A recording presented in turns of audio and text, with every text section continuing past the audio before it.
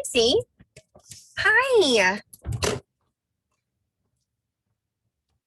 Ooh, 1 second. Let me change where my sound is from. Okay, can you say something now? Oh, yep. Now I can say something. Wait. Hello? Yes, hello. Oh, darn I it. hear you. Do you hear me? Speaker, right? Phone's on speaker. Why can't I hear Tracy? Yeah.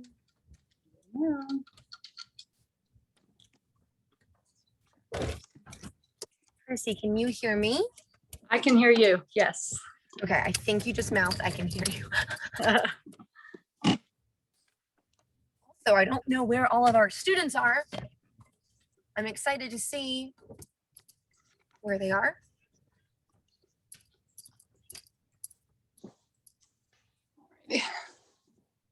I'm using my, can you Here hear comes me? a student. Can you hear me? We have Zane. Hello, Zane. I don't know what office you're with, but we're so excited to have you in class today. Oh, Zane left. Funny. How many people do you think will be here today? So you can't hear me at all. Weird. Can you Okay, hear me? Lynn's here. Let's see. Can Lynn hear me? Okay, Yes. Lynn can hear me. Yes. Tracy, how are you? Great. Okay, so Lynn, can you hear me? Yes. Can't hear you. Yes, I can hear you too. All right, great.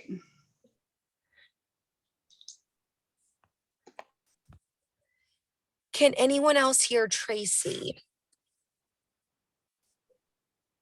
Lynn said that she could hear me. Lynn, can you hear her?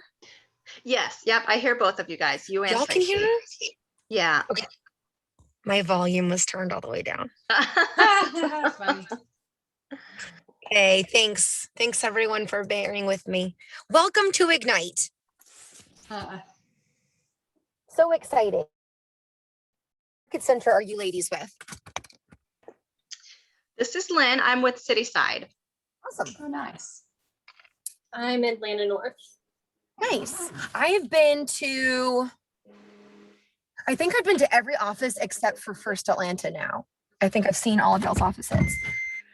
Forgive me, y'all. I just got to our office, so I'm going to take myself off camera for a little bit. But my name's Katie. I am the productivity coach at the Peachtree Road office in Brookhaven.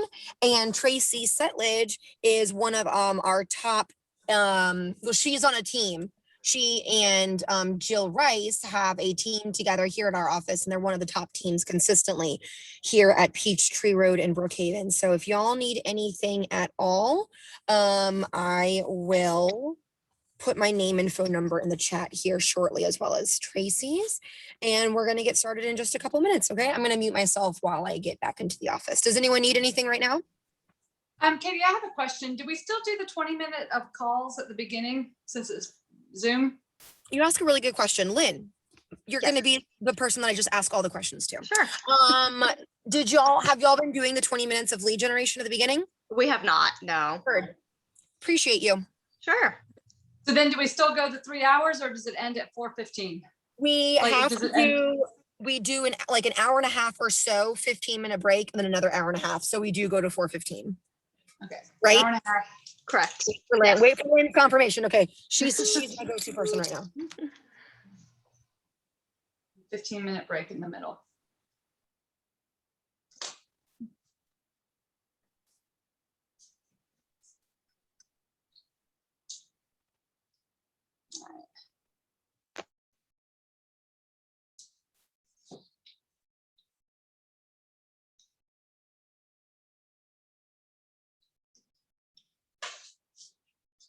Please, Katie.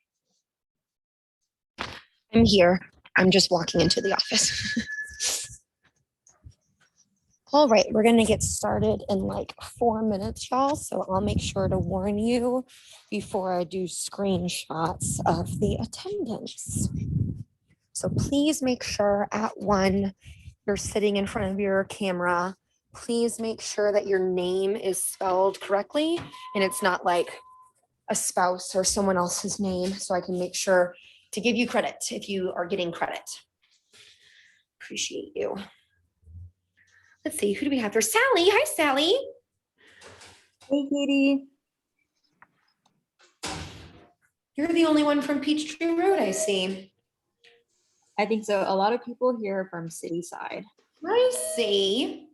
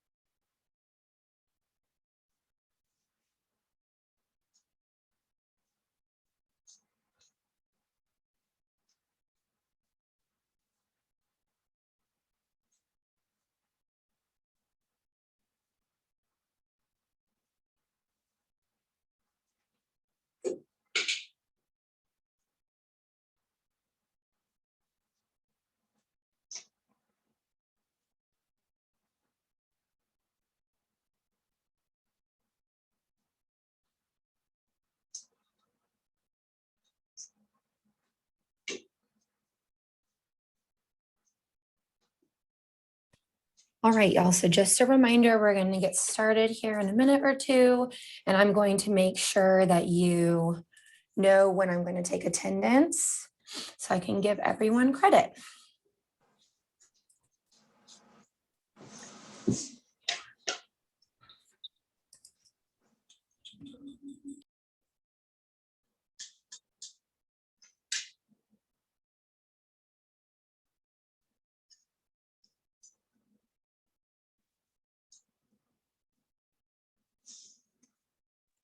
Tracy, do you need anything from me before we get started? No, I just was waiting for you to say time to go. Perfect. Yeah, we have another minute or two. So if y'all are on and your camera is not on yet, please make sure I can see your face. Please make sure that your name is correct and it's not like a spouse's name or something like that on there, because I want to make sure. There's an iPhone. Yo, iPhone, I love you, but I can't give you credit because, you know, please change that. I am like 30 seconds from the destination that I'm supposed to be. I'm running a little bit late, but I know I can't take it in my car. So I'm pulling in the driveway now. If you could just give me a few more seconds. I will just make sure I remind everyone that they're going to be in front of the camera. And I'm going to introduce myself and Miss Tracy Settlage. So my name is Katie Staples. I am the productivity coach here at Keller Williams Peachtree Road in Brooklyn. And Tracy and her business partner, Jill Rice, are part of one of the top teams here in our office in Peachtree Road. So you are learning from the best today. Okay. So I'm fixing to take screenshots. So Delana, please make sure I can see your face. Oh, there she is. So beautiful. Who else? Okay, I see Grace. Two people are connecting to audio and I want to get your names. All right, beautiful. So everyone smile. Oh, you're so cute. All right, stand by for the next round of smiles on page 2. Everyone smile. Oh, 2 of you joined just in time. Good for you. Okay, keep smiling 1 second. Make sure you're looking at the camera because there you go. I needed her name. Well, okay. Good thing I gave you guys an extra 20 seconds. Okay, fabulous. Sorry, I'm late. That's okay, but great news. You are in the photo. Okay, so Tracy, did you want to share your screen? Or did you want me to share my screen? You can share your screen. Beautiful. So I was gonna do it from my phone and then I was looking at my computer to run through it. I assumed everybody had the same thing. What is best for y'all? How have y'all been doing it that works the best? Did you want someone to share their screen? They've done both, but like Yes. for me, it's beneficial to share the screen because I Heard. don't have the printed manual, so I'd have to close the page back and forth to Okay. see it. Heard. Thank you. All right. Let's- yeah. Perfect. So let's just go over a little bit of housekeeping. In the middle of today, sometime we're going to make sure that you get a 15-minute break. So we're going to have to take attendance at that 15. We're going to take it at the 15-minute break, beginning at the end, and then we're going to have to take it again at 4:15. Okay, so hopefully you all stay on camera at all times. If you need to run to the bathroom, I think what they had us do last time is in the chat, just say your name and out at what time, and then you have like a 5-minute grace period to come back, something like that. Okay, so I'm going to share my screen with y'all. Is that large enough? Yes, Perfect. thank you. Of course. Does anyone have any questions before we get started? Okay, maybe me. So Katie, are you gonna stay on and flip through the whole time or, because I was. I'm turning my camera off and apparently I will be scrolling. Okay. Well, I was I'll gonna always say- be on the right time. Okay, because I was gonna try to click on and share my screen, but then I'll flip back. Oh, there we go. All right, well then I guess I'll just, do you want me to be able to flip through? I mean, I have it on my screen as well, I guess. Oh, beautiful. I'll stop sharing and then you share. If you want to share, let's see here. Anyone should have screen sharing capabilities, I think.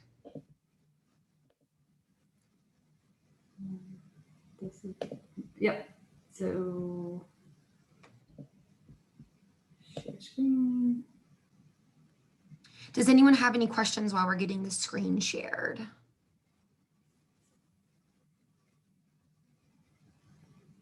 think we're ready. I can see that. Can everyone else see? Perfect. And then just a reminder, you do have to be in front of your camera to get credit. So please don't make me call you out, but also understand that I'm more than happy to call you out. So, because I love you and I want you to get credit and no one wants to have to retake this, right? Right. Okay, perfect. So be checking the chat because I'm not going to call you out publicly until it's like so much that I'm like, yo. So then I'll just straight up say your name out loud. Okay.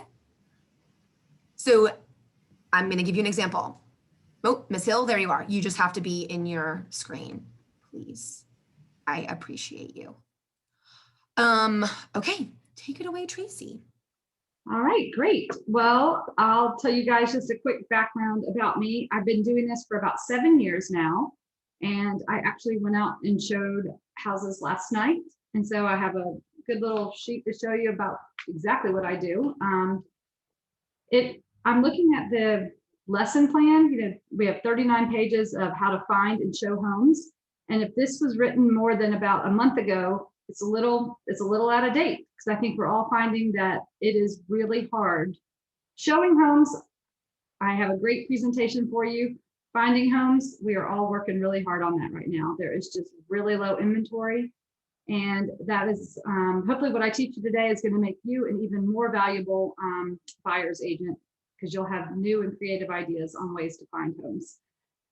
So the first thing we're going to do is learn techniques for qualifying the homes to show your buyers, develop your showing skills, and then we're going to practice scripts that will help with buyers. One of the most important things that I have learned is to be a good listener. I mean, that is really the most important thing. Listen to what the buyers are telling you, especially when there's two of them, because they will be saying very different things sometimes. And when you really listen to what they're saying, sometimes more of what they're not saying as well. You'll have one person who says that commute is very, very important. And then the next person says big backyard. Well, a big backyard might mean further away from the job. And so you've got to be able to say, are they willing to head out further for that bigger backyard? Or is that close to work commute the most important thing. So we're gonna run through all of that. Has everyone done their daily calls? I'm supposed to ask about that. I know Katie will ask that as well. I see lots of nods. Oh, good. Yes. Yes. Okay. All right. So I'm scrolling through now, and we're going to talk about the things I just said. And now we're moving on into our mission. I think because we are Zoom, we're probably not going to pair up and do the practice. I will say, if you have somebody that you practice with, it is really important. That was one thing I didn't enjoy when I first got into it and did bold and all those other things. And I have come to realize it's better to practice with your fellow realtors than on your clients. I work with a partner, and we don't call it script practice so formal, but you could even do it with Katie and other realtors and say like, oh, I've got to make this call today about the amendment to address concerns. How do you think I should present it? And so that's your way of really doing script practice without being, just reading words on the screen. And then you'll find that your partner, if they're good, will say, don't say it that way. Don't say that house is ugly, you can paint it. Say, oh, if you paint, you'll get more money. Things like that, yes, you're sending the same message, but you find a better way to do it. All right, so we are looking on page 8 now. My business is growing as my database grows. I think we can all agree with that. And keep working on it. If you make those 20-minute calls, your database will grow. You'll contact people. You'll remind people that have forgotten that you are a realtor. If you guys are all new, then you're letting them know you're a realtor. And people do want to work with you. They just need to know that you want to work with them. So keep making those calls and write notes to people. That's also really good. I think it seemed like note writing was of the past, but I received one in the mail today. We can see if it's still here on the counter. And from somebody I did a little something for, and I thought, wow, how nice to get a letter in the mail. People don't get those anymore. So I think it has even more impact when you say, thanks for thinking of me. So a handwritten note is always a good thing.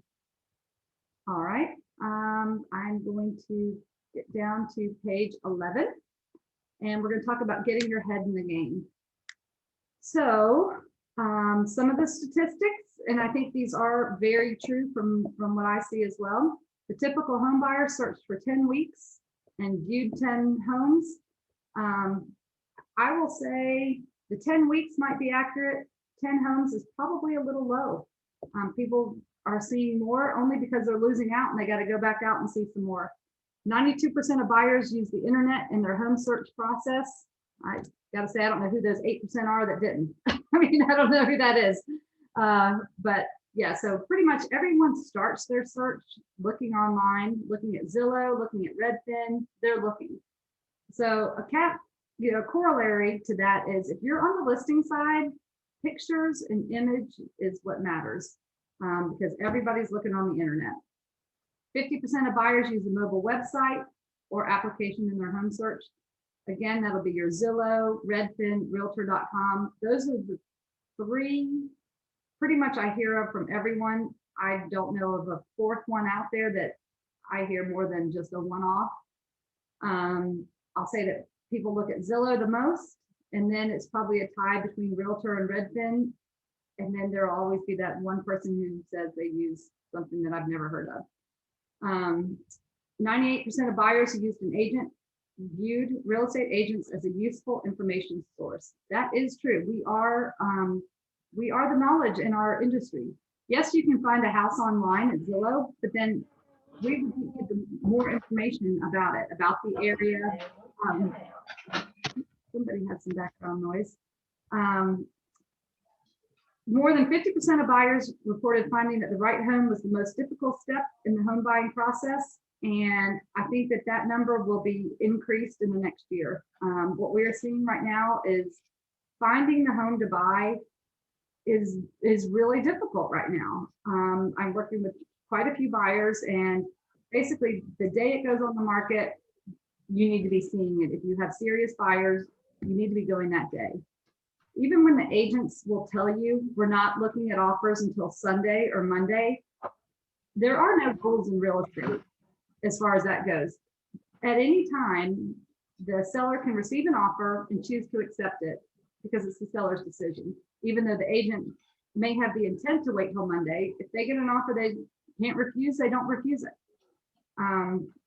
So I would say if you know that your buyers are serious, you need to go out that.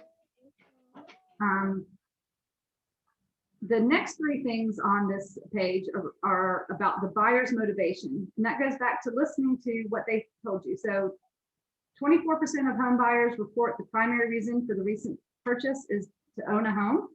So that might be new people that are maybe people that have graduated and are now able to buy a house, people that have been renting for years, and they just are tired of being at the mercy of their landlord and want to own. 9% are job-related relocation. I think that here in Atlanta, we're going to see that number increase due to the fact that our economy is doing well. We've got people moving here for jobs. And so I think that we're going to have more people coming into Atlanta than are going out. Our weather is awesome as well. And I think that the movie industry is coming here. We've got lots of good scenery. We've got mountains, lakes, all of that, good weather. So I think some of the LA movie industry that we've been seeing growing over the past years could really provide a big influx of people. And so we're going to see more job-related relocations. There's Mercedes-Benz, State Farm, the Norfolk Southern, Amazon. I think Microsoft is building like a 98. All the things moving to Atlanta that spring in Oh, business. that 90 acre campus that Microsoft is building over on the west side near that west side quarry. I mean, those are things that are going to provide an influx of people for the next many years. So we just want to make sure that we are just staying on top of things and where people want to be. 8% bought for the desire to be in a better area or change in family situation. I don't see many that say they want to live in a better area, but change in family situation, that's something else really to listen for. More kids, less kids. I'm an empty nester, so I'm the less kids. Divorce, marriage, that's the change in family situation. Grandparents moving in with you, all of that. If you're out there and you hear someone say any of those things that's going on in their life, listen up, because probably a new home is in their future as well. I'm going to dinner with a friend on Thursday. Very funny. She wrote me and said, she texted me, she said, hey, before dinner Thursday night, I want you to know my ex-boyfriend that I told you about last month is now my fiance. And I was like, wow, sounds like a new house is coming soon. So, so again, just be listening out for what's going on in people's life, and you'll be the first one to realize they're getting a new home even before they do. All right, so in this lesson today, I assume last week you guys found out where your buyers are. Now you have them. You've got a buyer who says, yes, I've got a fiance, I need a new place to live. So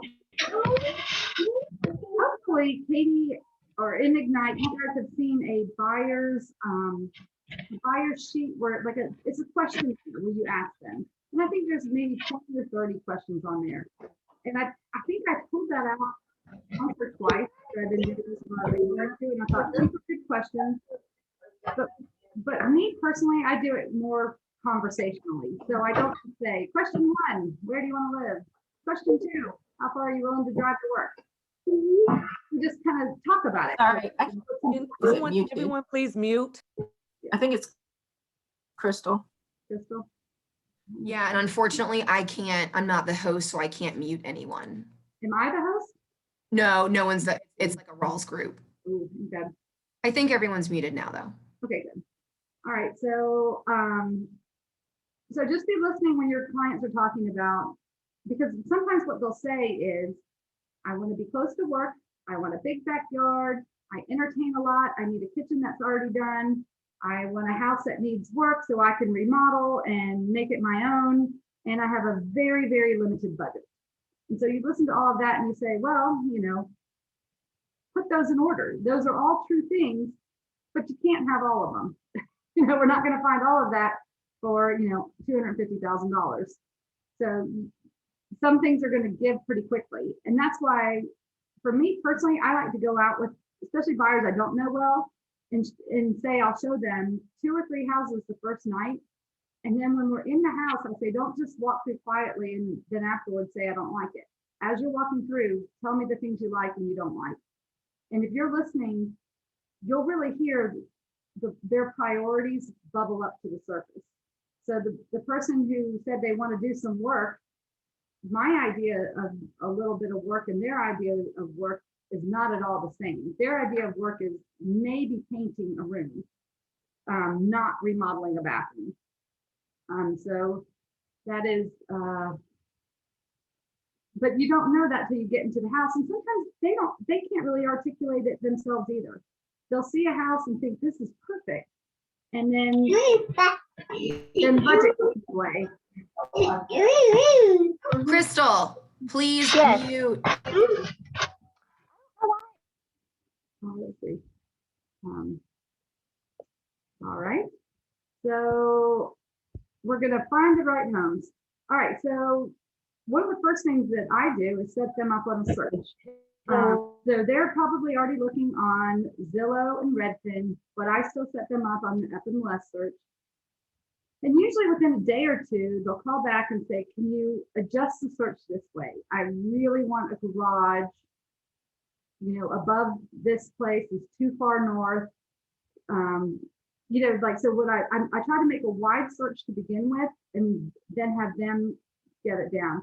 Because if someone says they want a house at 300 and I only do the search up to 300 and then a 315 house comes on the market, that would have been perfect. I try to push the limit a little bit, just knowing that sometimes 300, 315, they can stretch. Let's see. Also, if you do it through the FMLS, then they can star and heart the things that they like. And that gives you an idea of the things that they are hearting and maybe want to see. And sometimes they'll heart things that you think that isn't anything at all that you said you wanted. So the wider the search, the better. We recently quick question. So, right now, with the way the market is and all of the offers being pretty much over ask, would you still show them the 315 knowing their cap is 300? You know what? You're right. That is outdated information. I think I'd do the opposite. And I actually have been telling my clients the opposite. If their true limit is 300, we probably really need to be looking 250 to 275 so that they can be the one that goes up. Okay. Or the ones that are coming on the market today. So for that same 300 buyer, I have one yesterday. So I pulled up everything I could find yesterday for us to find things to see. And I actually went up to 325 and I was looking at old things. I was trying to find things that had expired. Maybe we'll get to that later today. Things that had expired in the last 3 months or things that have been on the market for over 60 days. I found one that was on the market from September and I thought, well, this is going to be awful. Why is it still out there? But I still called the lady and she said, oh yeah, my daughter wasn't allowing any showings because of COVID. So it was an active listing from September, still active now. And she's like, but now she is. She just started, she just moved out last week and she's allowing people to show. So we went and saw it last night. And I was so happy because I thought that was one that everyone else is not looking at anymore because it has been out there for September. So unless you call the listing agent and find out what's going on, you won't know what the situation is and you might find a hidden gem that way. To be honest, it was not a hidden gem. It's still out. Tracy, I have a question. Sure. It's talking about this buyer instant notification system. Where do we find that? I think that's the FMLS search. So on the FMLS, when you do a search, you can have your clients get an email every day, once a week, or instantly when something comes on the market. I don't think we call it a BIN. It's just the FMLS search where it's ASAP. It comes to them instantly. I'll try, when we go to break, I'll pull up my FMLS and show you guys what that looks like on there and how I do it. So if I have a buyer that says they want to buy in 3 to 6 months, they're starting to look, I usually do a email to them once or twice a week, because it'll be annoying to get every day. They won't look at it, but once or twice a week, they'll be like, oh, interesting. I like to see it. Then when I have a buyer, like the two I'm working with now, who really want to buy, we're on ASAP. Like if it comes on this hour, we both get it. We both get an email. And because we're in that mode, we both open the email and say, oh, I wonder what this is. You know, what houses come on the market. And I'll tell you, I do both listings and buyers. When we list a house right now, we listed one last night. I don't know what time, maybe 9 or 10 o'clock at night. It finally got out there. And the agents that were on it, they're on it. We probably had 5 or 6 agents put in requests for showing within minutes of listing, because they're getting that instant thing. And you want that. You want instant knowledge, especially for your farm area. Obviously, all of Atlanta, I will sell. I went out to Kennesaw last night and I started in Norcross. So Norcross to Kennesaw, not my preferred thing to do, but I do try to know that. But I have a smaller area, which is Berkeley Lake, Peachtree Corners, and I've set myself up on a search. And if anything comes on the market, goes pending, does anything in my farm, I want to know about it, because I certainly don't want to be at the grocery store and have somebody tell me about it, because then I don't look like the fount of information in my neighborhood. So for your own neighborhood, set yourself up on a search. For anyone else, also set your neighbors up on a search for your neighborhood. I've found that's an interesting way. That's not working on buyers now. That's more of I'll call a longer term game. But if you live in a defined community where you know a lot of people, like even your friends and relatives, set them up on a search for their neighborhood, because then they'll get the email from you that their neighbor is listing his house for $450. And so it's not that they have to find out from someone else at the pool. He got it from you instantly.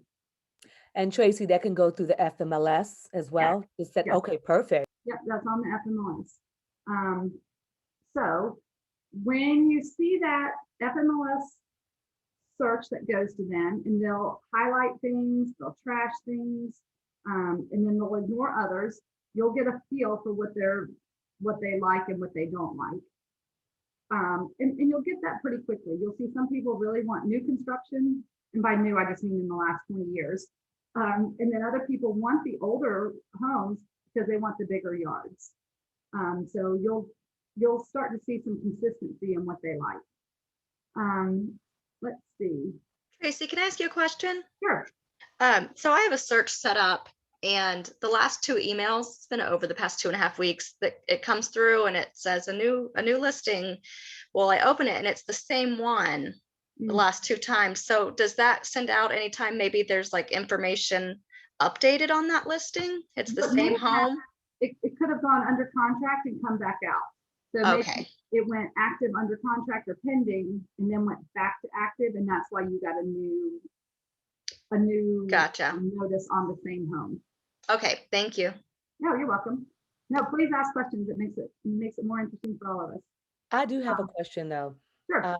I was scheduled for a showing yesterday. I was actually going to show for another agent, and I reached out, of course, and I set the appointment. It came back no more than two minutes later, just saying that it's been denied because it's under contract. The agent denied it. It's under contract. So because something is under contract, you can't even take a 15-minute to see the property, or how does that work? I mean, yeah.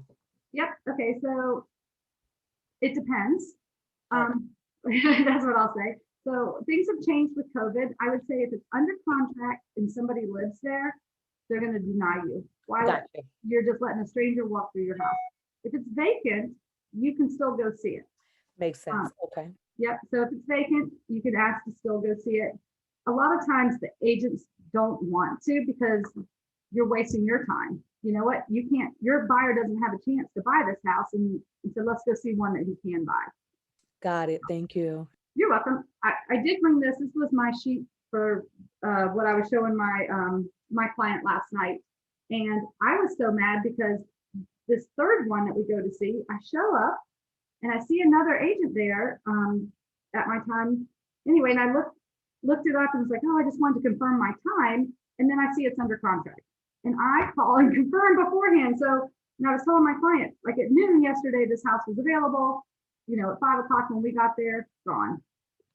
So that's why I had called ahead of time, because I didn't want to drive to, that one was in Marietta. Didn't want to drive to Marietta for something that's not available. So when you call to make these appointments, and you're really not talking to someone unless you call, I mean, you're not even calling, because you go in and you make the appointment and you get this email back saying denied or whatever it is. So when you're trying to do a showing, if I'm trying to say this right, should you call the agent number just so you know that if it's under contract, you won't make that drive? Well, I mean, I guess it depends on the day of the week. So say it's Thursday, it's a brand new listing, it comes on the market. You know, you make an appointment, you can probably assume that you're going to be safe to see it. I'm showing houses on Monday, this is yesterday, and if they were listed on Friday or Saturday, I've got a good chance that they would be under contract. So that's why I'm calling the listing agent to say, have you accepted an offer, that it just hasn't been updated in the system yet? That does take some time. I can't find my other piece of paper I wanted to show you guys. So this is what prints out on FMLS. You guys can see that. This is a black and white copy. This is my copy. So I also printed it out in color for. Tracy, we can't see it. All we see is the oh, you only see my screen. Okay. Well, then I'll show you later. But I'll tell you that I also had a sheet of paper of 9 houses that I called because I wanted my client to see not just that they're under contract, but that I did the work. You know, that I looked at this one and it's no, and I looked at this one and it's no, and this one is no also. And so write those on a piece of paper to hand to your buyer as well, because they might ask you, what about the house on Main Street? And that way you can say, yeah, I called on that one too. It's not available for us now. Let's see, we're going to keep going. This is a great question. So I'm on page 14 now, where it says, keep the focus on the best homes. So Mr. and Ms. Buyer, when we do find the right home, we'll need to act quickly. So that we'll need to act quickly is so important right now. And sometimes, I hate to say it, they got to lose out on 2 or 3 before they'll listen to the fact that you cannot sleep on this. But I also think as a buyer's agent, until they've lost out on 2 or 3, they're not ready. Like they're not that they're not ready, but they're going to keep thinking, oh, is there something else out there? So don't look at losing out on 2 or 3. This is just for you guys, not for them, but for you guys, if you lose out on 2 or 3, don't look at it as I've lost. Say I'm one step closer to getting there, you know, because and you're educating them along the way as well. When they lose out 1, 2, or 3 times, they're going to listen when you say, we can't go in at 10,000 under list price again, or we can't sleep on it and decide Monday, or you can't wait to get your pre-approval letter. None of those things are going to work now. You have to, you know, you have to be sharp in this market. And this script right here about we'll need to act quickly, and you're going to think, is there something better out there? If you've shown your clients 5 or 6 homes, they're educated as well. They know there's nothing else out there. After about 5 or 6, honestly, you're seeing the same product at a different location.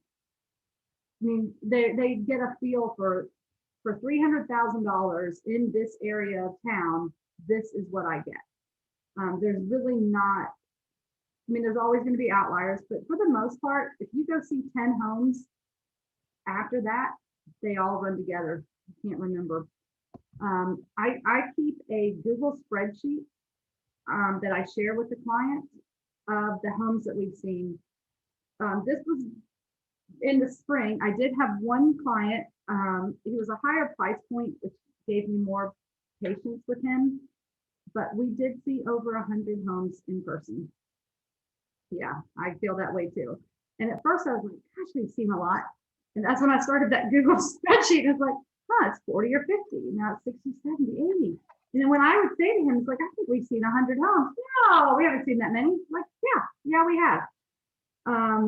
So Tracy, how do we handle that? It's really good information. Somebody asking us to see every house in the town, as opposed to how do you handle that, Right. So as I mentioned this at the very, very beginning, I said, listen to what they're saying. And I'll say, maybe I wasn't doing quite a good job of listening, but I would say he was saying one thing and his actions were doing a different thing. So he is a very good client to me. So I would say if it wasn't that situation, I probably would have cut it off at some point and said, I'm busy. But he was looking at houses over $1 million. And I kind of enjoyed seeing them too. I won't lie. But what I realized is he was relocating here, kept wanting to see things, kept wanting to see what he was getting at his old location, which you do not get in Atlanta for that same price. So he was very disappointed in the $1 million product that Atlanta was serving. So I wish I would have been able to say to him then, which is, we can go see 10 more houses priced between $1 million and $1.2 million in this area. They're basically the same. That is what you get when you're looking at this. And so it turned out when he did end up buying a house, he ended up buying for a much less price. And it just kind of like I said, his actions were not matching his words. And that's what was holding him back. And I think that he decided he didn't need to have $1 million house here. He's going to keep his $1 million house at his other location, and he was going to buy a workhouse, is what I'll call it. A house that was close to his place of work, where he could feel comfortable bringing a coworker over, but it wasn't a big family home. And I think it just took 4 months of seeing houses for him to really come around to, you know what, I think I'm just going to commute to Atlanta and not live here with my family. But let's see. The best homes sell right away because they are the best homes. That's so true. In this market, your clients are probably going to have to lose out on one or two. I have been telling my clients to lower their price a little bit in their search. And that's disappointing. If you're approved for a $300,000 home and you're having to look at 250 homes, that's a tough feature. But all right, so on page 14, qualify homes found online. Check the MLS to make sure the home is still available. Zillow hopefully will now be updating faster now that they are an MLS. That can hopefully be one thing that we can see on theirs. I wouldn't count on it. So check the MLS to make sure the home is still available, and then call the agent before you drive over there and ask them, because sometimes even if it's not under contract, if they have 10 offers, and they might even tell you, we have 10 offers, one's cash, it's waived appraisal, then you can say to your client, let's move on to something else. We don't need to go see that one. It's going to be under contract this afternoon. Compare the features of the home with your buyer's wish list and 5 must-have sheets. I would love a must-have sheet. And even when they write that down, still be listening, because their must-haves sometimes are inconsistent. It could be great big backyard, close to work, and 300,000 price range. You can't get all 3 of those. Pick 2. So kind of listen to what they say. Let's see, here is a script for us. You told me that big backyard was one of your 5 must-haves. 2 of the homes you sent me do not have big backyard. Is that something you're willing to give up? So listen and ask them questions. Ask, why is the big backyard important to you? Well, someday I might like to garden is very different than I have 4 Great Danes. Well, 4 Great Danes, you might keep the big backyard. Someday I might like to garden, you'll give it up. Let's see, make a showing appointment. I like showing time. I use it always. If you guys are not familiar with showing time, even though they were bought by Zillow recently, I would say use them. So this sheet that I was talking about that I use, showing time puts all the information on a sheet of paper that you can send in a nice thing to your buyers, but then it also maps out your route. So, and you can adjust it to the smart route. So it will not only map what you put down, but it'll put the homes in order of that you should see them. So make appointments, always make appointments. I like to say you're trespassing if you're not. If you go to a home, even though it's listed and you don't have an appointment, you're trespassing. As a listing agent, sellers are angry when you come and you don't have an appointment, even when the house is vacant. My clients on Sunday went over and turned off all the lights and cleaned it up. And while he was there closing the light, turning off the lights, he said that an agent showed up. And so of course he called me. He said, "You didn't tell me any more appointments." And I said, "She didn't have one." She probably saw it was vacant and just decided to show up. And of course, we were okay with it because it was vacant and we want to sell the house. But if they live there, you're irritated. So always make an appointment. You guys all have name badges. I always wear mine when I'm showing as well, because otherwise they don't know if you're the guy dropping off an Amazon package, someone just snooping around, because we walk around the backyard. And for neighbors, I think it helps when you're wearing a name tag that's a realtor, it just makes you a little more official. So always wear your name badge. We should bring business cards as well. I usually forget the business cards, but I do always have my name badge on. When showing properties, we'll get into this too. I also try to talk to neighbors whenever I can. If your client likes the house and you see a neighbor out there, stop and talk to the neighbor. That's how you get the most information about the neighborhood, about the house, about anything that they're willing to talk. And if they're lingering by their mailbox, they probably have something they want to share with you. So take them up on their information. Let's see. We are not going to do the practices just because we're on a Zoom. But we will move on. Let's see. 1:30. Yep. Showing homes.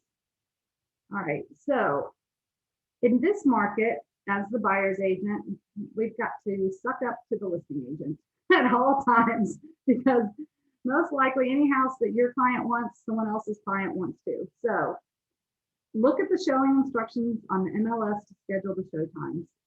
Try to work with the listing agent as much as possible. It used to be that as the buyer's agent, the buyers had a little more control, but now the sellers do. So we want to also make the listing agent look good in front of their sellers. When we show up without an appointment, it irritates the sellers. They're not irritated with us. They don't know us. They're irritated with their listing agent. So always make an appointment. Call the listing agent to see if the home is still available and if there's been any offers. That is important in this time. The other reason is you don't want your client to get excited about a house and then find out they're not in the running for it. Because then that house will always be held up as the one that got away. These next ones don't ever compare to that one. Oh, I wish I could have that one still. Set the tour date with your buyer with a specific start and end time. Boy, if you could have a specific end time, that's good too. But definitely have a specific start time and end time in place. So I like to text my clients. What I say is that we're going to go see 5 or 6 homes today, and that I will text you the first one, before you leave, so that we know, because it can change throughout the day.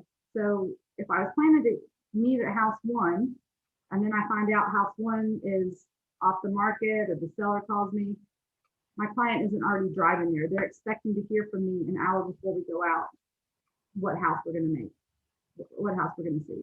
Try to give 24-hour notice. That's true. In this market, it's not as expected as it was even just months ago.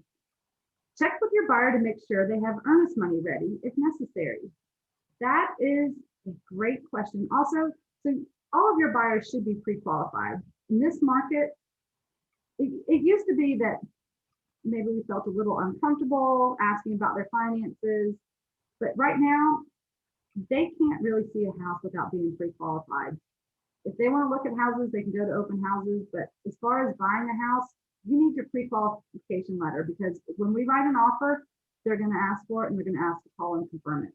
So the same thing with the earnest money. Sometimes people might be getting it from a different account or whatever. So say, hey, you're going to have to put earnest money down. Are you going to be ready to wire money, send it this way or write a check in the next 3 days.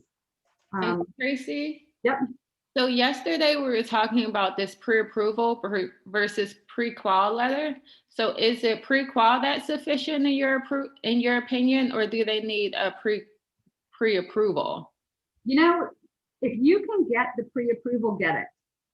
And let the agent know the difference, because I think some lenders use the words interchangeably. So you want to make sure that when you send it to the agent, hey, my client is already through underwriting. They are pre-approved. We are like a cash offer. That is important. It's not just the 10-minute phone call that we're just pre-qualified. Okay, thank you. Yep. So the further you can get your people along and tell them, you're going to have to do it anyway. Get it done up front because it's going to make you a stronger buyer. Same thing with earnest money. Make it as high as they feel comfortable with. Make it as high as they feel comfortable with. Preview the homes and eliminate any that do not meet their criteria. That's a great thing for you guys to do. I love to preview homes. As a matter of fact, I'm going out this afternoon. I'm going to preview 3 for someone. And when I make the appointment, I tell the listing agent that I'm previewing, because I don't want them to see that it was a 5-minute showing and then be like, what happened? Why didn't they like it? Because that hurts on the seller side. So I let them know I'm previewing to bring back my client later. The other thing that's great about previewing the homes, it will save you time. It will save you so much time. I can preview a home in 5-10 minutes tops. I don't actually wear running shoes, but they might as well be running shoes. I go in and out, I make my notes, and I'm done. I can tell what it smells like. I can tell what the neighborhood's like. I get a really good feel for what my client is like. And then I get to tell them like, oh, I previewed this home for you. I saved you so much time, but really I saved myself time, because when they go in, even when they don't like the house, how can you spend 45 minutes in a house you don't like? Once we walked in the door and you said you didn't like it, let's go. Let's get on to the next one. That's me. But for them, they want to make sure they don't like it, I guess is what I'll say. So previewing a home is really for your benefit and for them. Let's see, prepare and educate yourself about the homes and demographics. Be the source of information. For that, we usually just send them to websites for what they're looking for, whether it's School Digger, what's the other one? I can't think of off the top of my head. Goodschools.com, those type of things are usually what people are asking about for the schools. Determine which route to take, always showing the best homes first. That is interesting because I don't think I've ever done that. Tried to show the best home first. I always just do it in map order. So that's an interesting note. And so I don't know if anyone else would like to comment on that. Do they show the best home first or the best home last? I mean, does it even matter? I guess I would want best for last, but I don't know what's the reasoning for them to put them first. Yeah, I don't know about that.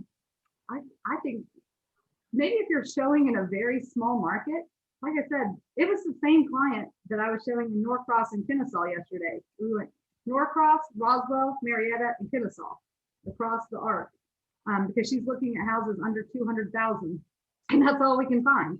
So I would not show the best one first there.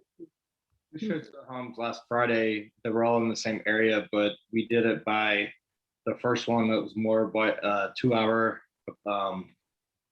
You had to let them know in advance 2 hours before, so we did that one first. So we were on a strict schedule, and the other 2 were vacant. So it was kind of really the situation of if the house was available, or people were living in it or not, or if it was just vacant. Interesting. All right.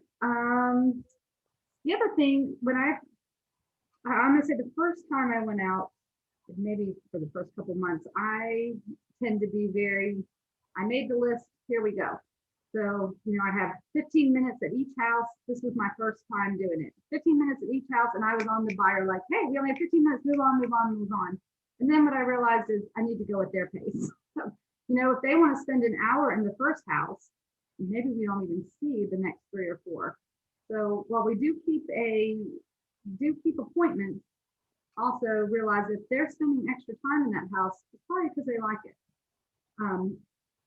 I would say try to help them shorten it down when they don't like a house. If you know they don't like the house, let's not spend too much extra time here. As a courtesy to the listing agent, I try to, depending on the house, if it's vacant, I don't do this, but if it's occupied, I try to text when I'm on my way, and I also try to text when I leave. It takes 2 seconds to say, I'll be there in 10 minutes, and 1 minute to say, I'm gone. And that allows them to leave for your showing and come back when you're done versus wondering if you're ever showing up. And I usually tell them ahead of time, I'll do that. I've got 2 occupied homes this afternoon. And I told both agents I would text when I was on the way, and they were so thankful. I think I might be one of the few people that does that. So already, I think that agent wants to work with me a little more than the ones that have an appointment between 4 and 6 tonight, and the seller is always wondering, did they show up or not? All right, so arrange to meet with your buyer at your office or in front of the first home you will be touring. If you've never met the buyer before, I like an in-office consultation first, rather than meeting at a home. We meet in the office, we review the buyer's criteria, and you get just a little bit of a feel for each other if you're meeting a stranger. If it's someone you know, meet in front of the first house. I usually try to get there a minute or 2 early. In this day and age, we can get there early and continue to work on our phones in the car. So I like to be there before they are. Print out 2 detailed MLS information sheets for each property you plan to tour with your buyer. I don't print out the whole MLS. I print out this sheet. I don't think any of you guys can see me, but I'll show that when we come back from break. Place the MLS information in the order you'll tour the property. That's really good info. You definitely want to do that. And give them a pen if they don't have one, and ask them to write it down as they go. Because after the 3rd house, they do a little bit run together. And if you can write on there, the one with the red door, the one with the pool in the backyard, you know, the one with the great kitchen, it helps to remember when they're reviewing that night at home. Make a copy of the 5 must-haves sheets. That's a great thing. Keep reminding them of what they've said, and then see how it adapts as you go actually look at houses. All right, I'm on page 17 now, and I think this is really good information. Help the buyers view the homes. If you guys are new agents, when you get a house under contract, always go to inspection. Go to as many inspections as you can, especially here, you know, early in your career, because it'll help you when you're showing homes down the road if you know what the inspectors are looking at. I like to say everything can be fixed with time and money. And I usually kind of say it as a little joke. Everything can be fixed with time and money, but that's not really quite true, because you can't fix commute, you can't fix your neighbors, you can't, you know, fix some things. So while a lot of things can be fixed with time and money, your buyer needs to know how much time or money it's going to take. The things that can be fixed, that's what you want to help them. If they see an outdated kitchen, that really is not that much to fix if everything else about the house is great. If they see, certainly paint is cheap. I love to say paint is cheap. It's worth $50 in the can and $500 on the walls.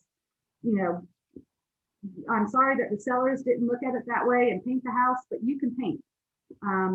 What you don't want to look past are the things that will cost them a lot of money and have them regret buying this house. And that would be structural issues that cost so much it breaks their back.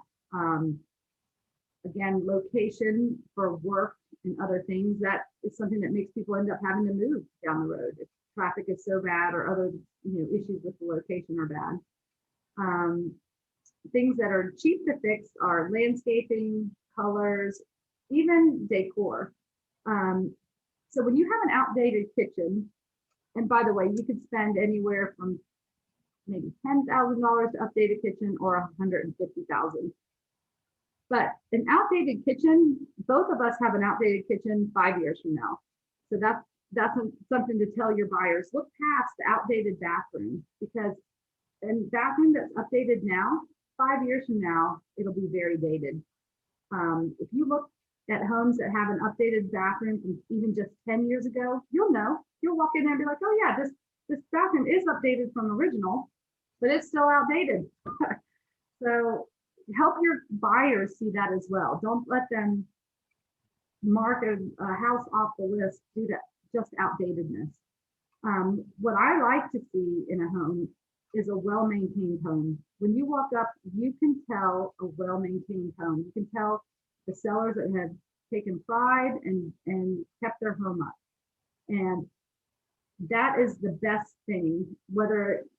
Almost if you see a house from the 50s that has that green and pink tile and it's in good shape, you know that original owner has cared for everything in their house the whole time. If ever there's been an issue, they fixed it and they probably fixed it well. I would take that over, I don't want to say a Zillow-owned home, but a Zillow-owned home that has been poorly maintained and they slapped some new carpet and new paint in it. And so then your buyer is like, oh, this one looks updated. And it's like, you don't know all the problems that are going to come from your drainage issue that put all that water and mold into your crawl space, or that they painted over some wood rot and, those type of things. So a well-maintained home is really what you want to see, not the cosmetic. So let's see here. What else is on that? I thought that's pretty good. Any questions on that?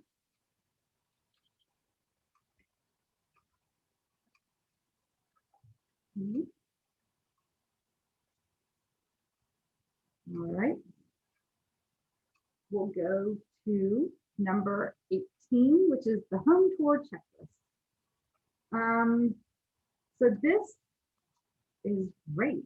I have not seen this piece of paper before, but I think this is a great one. I would print it out and have your buyers look at it when you're looking at a house and let them make comments on it. That is a way to get someone who, like, you're trying to get all this information from listening to them talk, but this forces them to kind of write it down. View, lot size, landscaping, square footage. Square footage is interesting. I hear a lot of buyers will say like, oh, I want at least 2,000 square feet, or they'll throw out a number. And I think that's interesting because to me, it really depends on how your square footage is used more so than actual square footage. Sometimes people want a big kitchen, so that 2,000 square feet, if they have a big kitchen and the bedrooms are tiny, feels better to them than a 2,000 square foot home with a galley kitchen and great big rooms everywhere. Number of bedrooms and number of bathrooms, those can be important as well. Living room, kitchen, family room, fireplaces. That open feel, that's important, that last one down there. Because that goes to what the buyer is looking for. Sometimes they don't really articulate that they want that open concept, or they don't, but they'll get that feel in a newer house that has the higher ceilings, the kitchen open to the family room. The general interior condition, that can be changed. That's one of the easiest things to change is general interior condition. Basement, I do find basement to be a deal breaker for buyers. Either they want it and they have to have it. And then when you show them a house that doesn't have it, it just doesn't fit. They really want a basement. That's important. Foundation, as a buyer's agent, do your best at looking. If there's any concerns, get a structural engineer to come in and look at it. That's not something we want to risk. Roof, it's important to have a new roof or newer roof. That is a very expensive item when it comes to going under contract and finding out that the roof is at the end of its lifespan. That's thousands and thousands of dollars.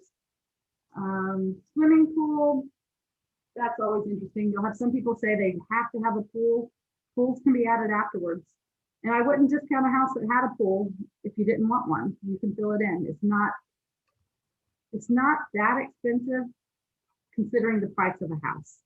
Yes, it's expensive, but if this house is the right one versus that one, maybe the $10,000 cost of filling a swimming pool might be worth it.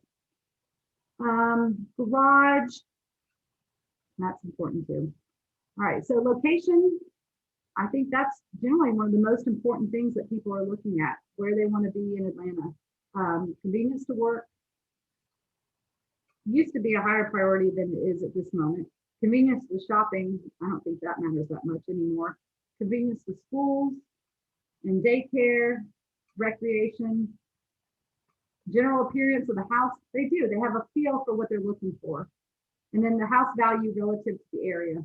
That's also important. You guys know you don't want to be the most expensive house in the area. There's a neighborhood across from mine, and there's this one house in there that's $650, and the whole neighborhood is a $300,000 neighborhood. I don't know why there's 650 houses in there. It goes for sale about every other year, and it's priced too high. People in a 650 house want to live in a 650 neighborhood, not in a $300,000 neighborhood. So, the general appearance of the houses in the area, that's where, if you guys go out with your clients, you'll get a feel for what they're looking for. And then when you preview, you'll be able to say, no, this isn't the place for you. Some people want an HOA that is active, and other people want no HOA.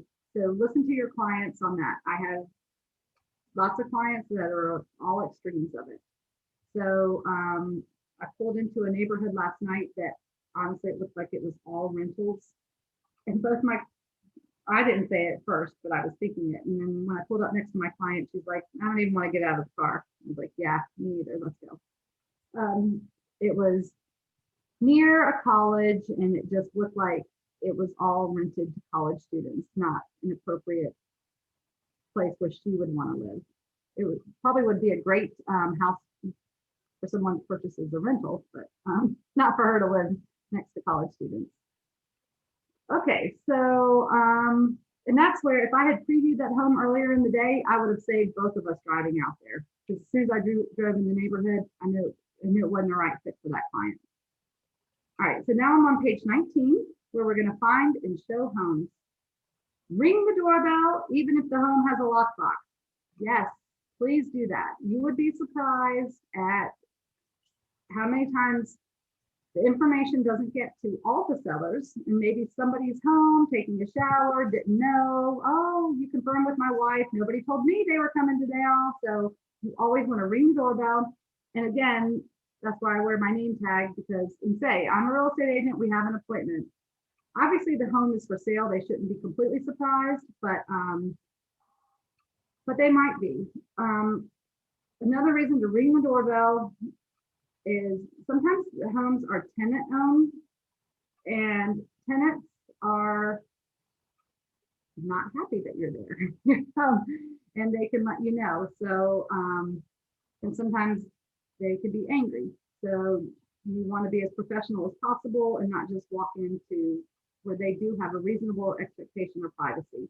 So by ringing the doorbell, that just announces that you're going to be there.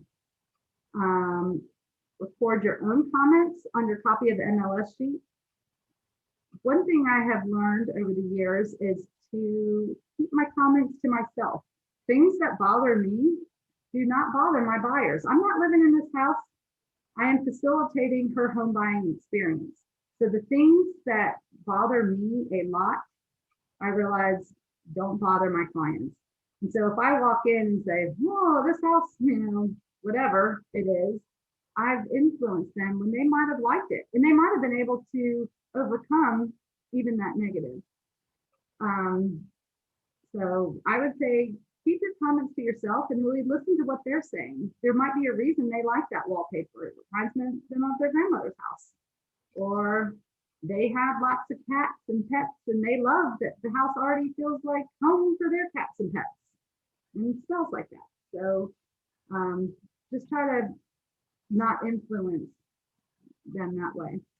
I do like the descriptive names, and always try to make them positive. I wouldn't call it the smelly cat house, because if your buyer has cats, the cat house might be a positive, but the smelly cat house is not. I love the great view house, the creek house, the fountain. Try to think of a positive aspect on every house that you can. And that does help them. Avoid make comments and let them come to your own conclusion. Okay, number 4, that's exactly right.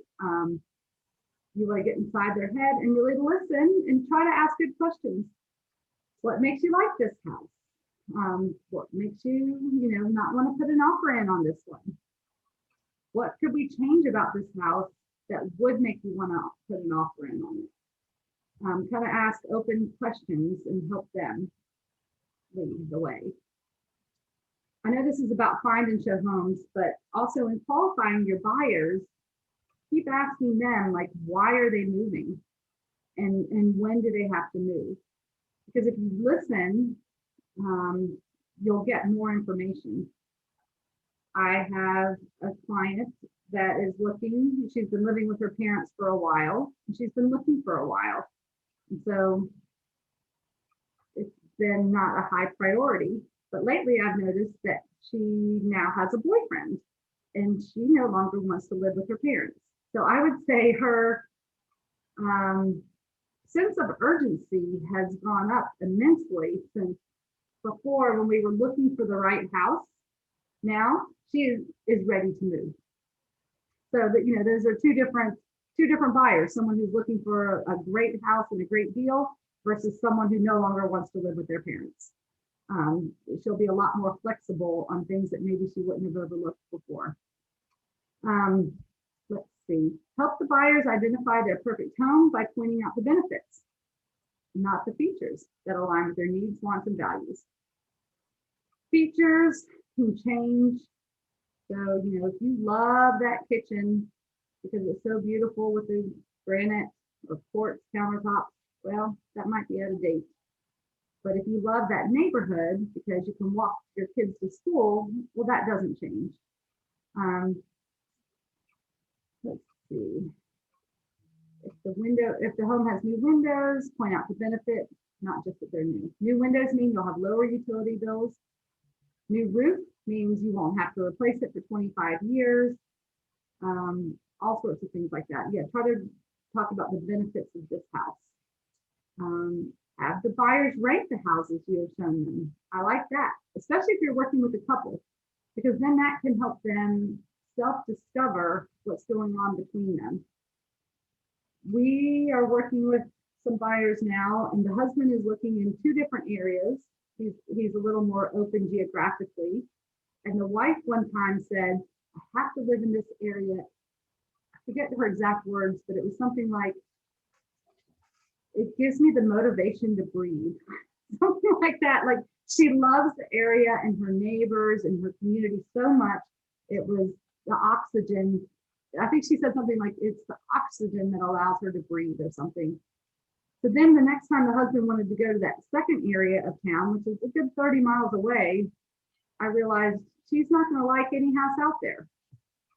The community that she currently lives in provides the oxygen for her to breathe. So finally, ask the buyers, do you see yourself living here? Why or why not? Love that open-ended question. Why or why not? Really let them speak about why this house, and ask them what they could do to make this house work. So then it's not on you trying to make it work for them. They're trying to figure it out as well. All right, well, it is now 2:05. So we're going to head up on a break pretty soon. Let's see. I think we'll do one more page here and then we'll start. All right, so you guys are professional agents here. So we want to observe the basic etiquette. So even if you're a buyer's agent today, someday you're going to be on the seller side. And also the other thing is the real estate agent community in Atlanta, it's not so big. It seems like there's 20,000 agents out there, but you're going to be working with these agents again. So you always want to be considerate. Be considerate to the agent that is in the house when you come up to see it. Be considerate to the agent behind you. Be considerate to the selling agent, because someday you're going to be on the other side. So the more relationship building you do with other agents will help you in the long run, and it will help your clients. So I always leave the home as you found it, including lights, air conditioning, and heat. I never touch AC and heat. There's no reason to. You're not there for a party. You're not hanging out. If it's cold, leave it cold. If it's hot, leave it hot. You'll test the AC and heat when you come back when you're under contract. If it's not working for any reason, ask, but don't touch it. The lights, I turn them on for my clients to see the rooms and turn them off if they weren't on. If they were on when I got there, I leave the house the way I found it, lights, whatever. Sometimes you can ask the agent if you know you're the last showing of the day, if they want you to turn them off or not. Be sure to look for and observe all touring notes in the MLS. This is really important. Sellers are often locked out of their homes because the agent goes in and locks the garage door. You know what I'm talking about, how you come into the garage, you walk into the kitchen from there, nobody ever locks that door, and the agent and the seller doesn't even have a kitchen key to that kitchen door. So be aware of what you're locking and that you're not locking the seller out. But if you have to err on the side of locking the house up.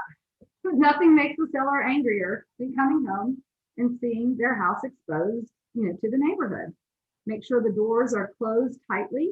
Sometimes when you pull a door closed, it doesn't actually latch, even though you might pull the lock.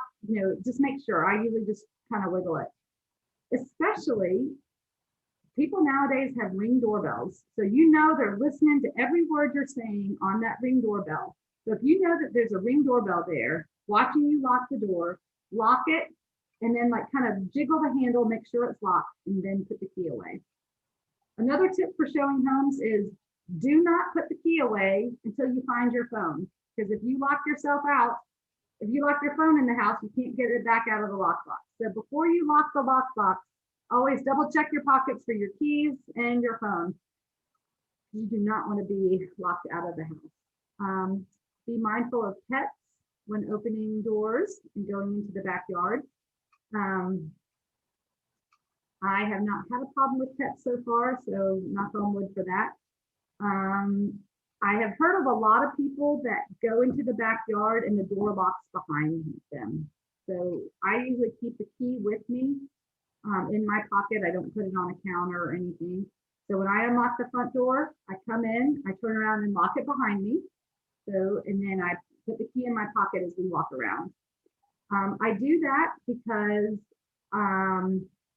what I've found is that sometimes other buyers may come up while you're in the house and ask to see it as well. Oh, can I see the house too?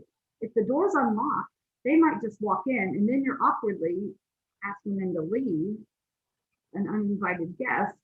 Oh, I'm just a neighbor. I wanted to see it too. Or can you show me the house? I'm looking in this area. And it just leads to an awkward conversation. So I try to lock the door after me just so that we can have privacy in the house. Leave a card on the counter to let the seller know you were there.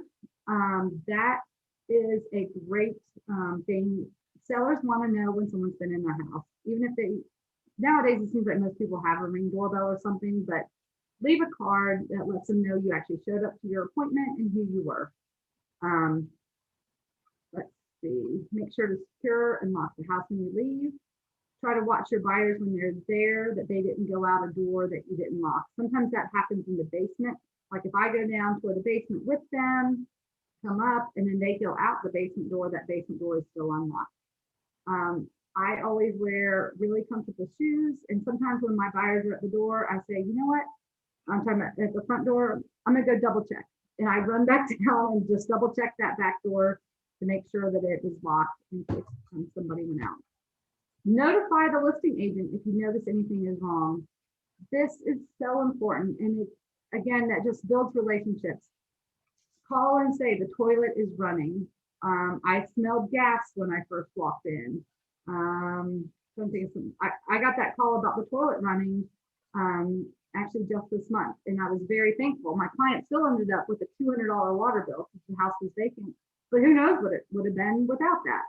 So let them know anything you see. if there's anything broken, call and let them know that as well, because otherwise you don't want to be the one blamed for a broken window, a broken lamp, a door that, a door handle that came off, anything like that. Notify the listing agent right away. All right. Any questions on all of that?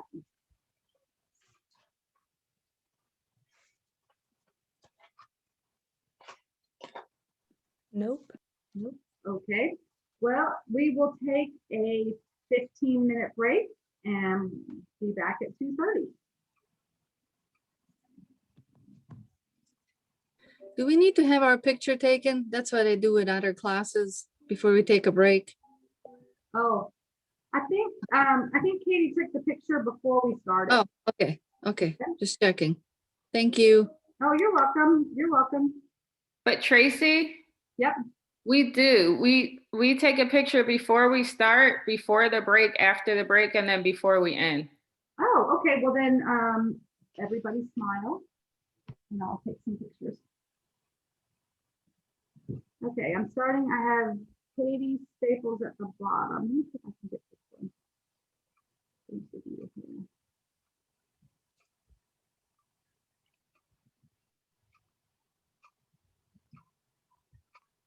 Okay, pictures are coming now.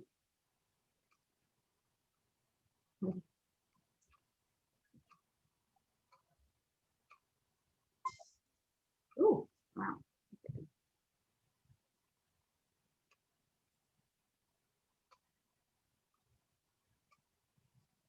Okay. Tracy, do you need me to do I anything? got everybody's picture. Oh. Tracy, did you need me to do anything? Well, I just took the picture of everyone. Do you want to take it again? Or want me Oh, to- heard. Sorry, I saw things were happening. Okay, so before break, okay, beautiful. Oh, my Lanta, look at all those smiling, beautiful faces. So cute. Stand by for page 2. Oh, you're all so good looking. Great. So that way, between all the pictures that we just took, if anyone wasn't in front of their camera, we have multiple versions. We'll just. Okay, cool. We're doing 15-minute break right now? Yep. So we're setting it for 15 minutes now, right? Yes, we'll be back at 2:30. Mm-hmm. Perfect. Thanks, y'all.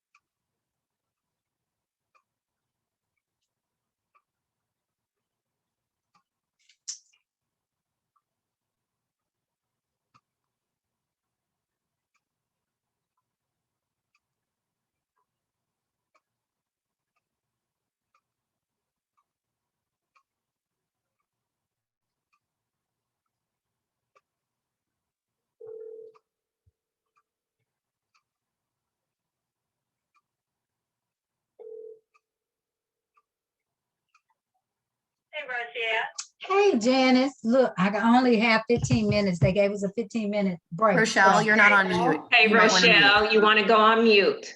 Sorry. before you say anything. Thank you. You're welcome. I wouldn't say anything though. Oh, I'm just trying to help you. Just trying to help you out. Justin, your little baby is very cute.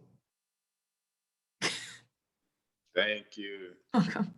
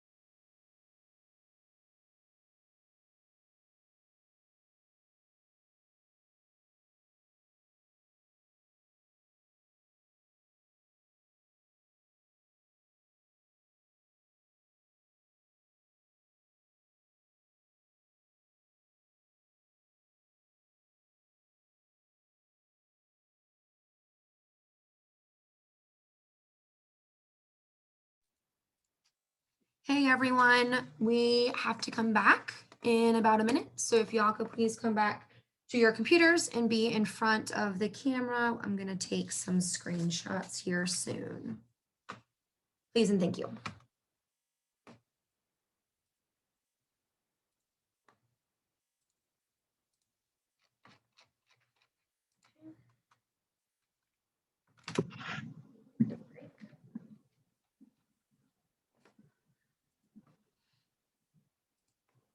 Okay, so please come back to your computer, everyone. I don't know how else to say it. Baby, come back. All right, beautiful. Who? Okay, yes, now I think everyone is. Okay, great. And it still says 2:30. Yay, no one can get in trouble, including me. This is so great. Okay, stand by. Look all pretty for page 2. Oh, you all look so good. I know how much fun you're having right now. Someone made a noise. Did you hear that? Someone made a noise. Tracy, Katie, do you need Katie, any- we've been doing this for almost 3 weeks. We've been doing this for almost 3 weeks, so we gotta know what the drill is. Girl, let me tell you, I have been teaching Ignite for a very long time. So, yes. Heard. Okay, Tracy, do you need anything? I just need questions from the group. I don't know how I'm gonna do 2 more hours. So if anybody has any insights of what I've said already that they would like to share. Well, good news, you only have an hour 45 left. Yay, all right. So I'm seeing a lot of faces here now. I'm glad I couldn't see this for the first 2 hours. I thought there were just 4. I hadn't clicked on the whole thing, so this is a lot. Well, I do have a question, not necessarily completely about what we've been talking about, but do you know if the buyers are allowed to be there during an inspection? I recommend that they are there during the inspection. Normally an inspection lasts, I'll do an estimate of about 2 to 3 hours, depending on the size of the house. And so I like for the inspector to get started because he doesn't want someone following him around the whole time. But I ask for the buyer to be there at the end for like the last hour of the inspection, and I try to be there too. So when you get the inspection report back, it's going to be 20, 30, maybe 50 pages of things that are not up to current code. And when you hear it from the inspector's mouth and you look at it and they say, look at this corner over here, keep an eye on it, you can live with it, but I have to put it in the report. That's very different than reading the report that says there's a structural issue on the corner. So when your buyer can hear it from the inspector's mouth, it really changes things. So always try to be there. And as the agent, try to be there as well. Okay. Any other questions?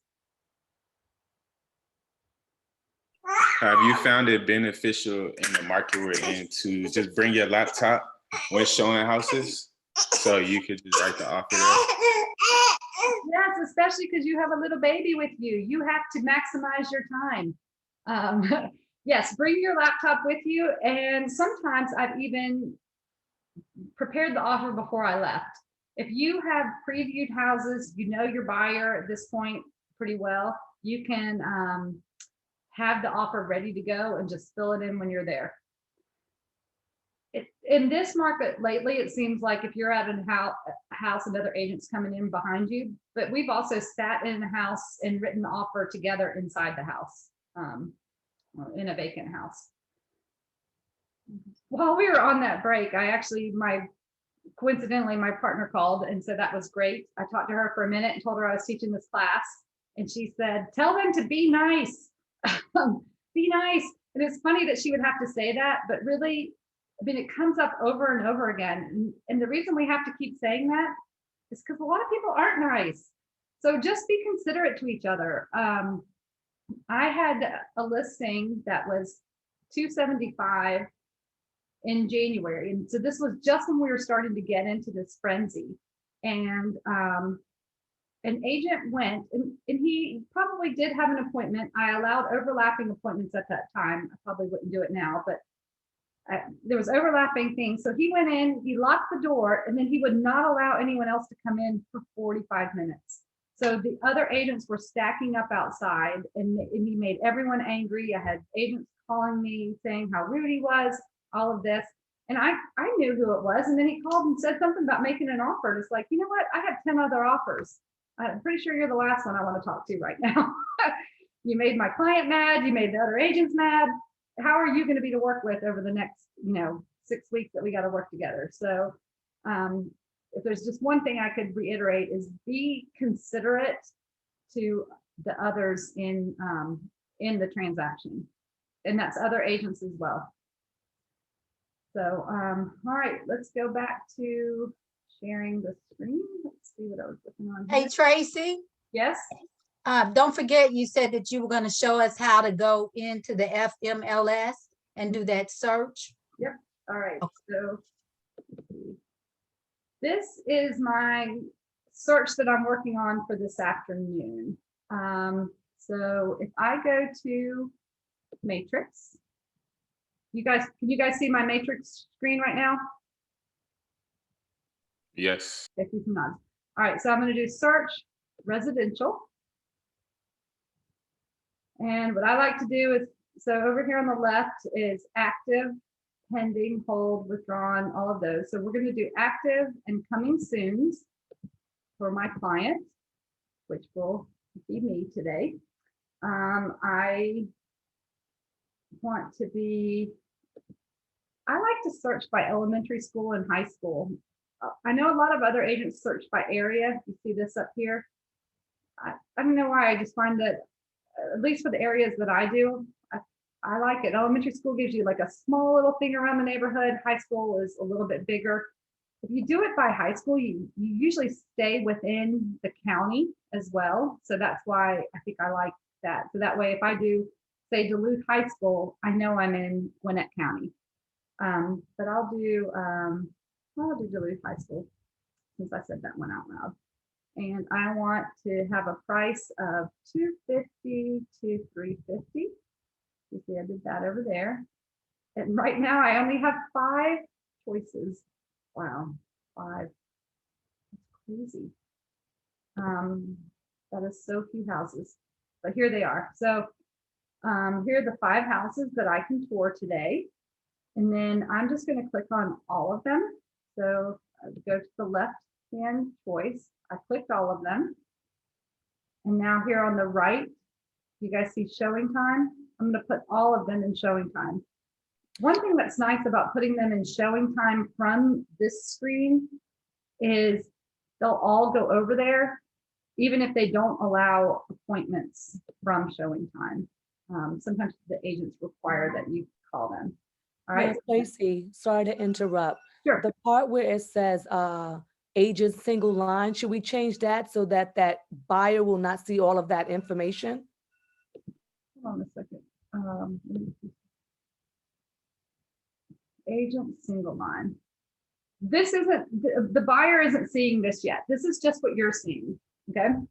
So this is for showings, this isn't a search I'm setting up for a client. This is. Got it, okay. This is for showing. So I'm gonna show all of these. These are the only 5 choices that I get between $250 and $350 that are in the Duluth High School District. So I want to see all of them on Wednesday. So I clicked all of them over here on the left, and then to the bottom right, it's going to say showing time.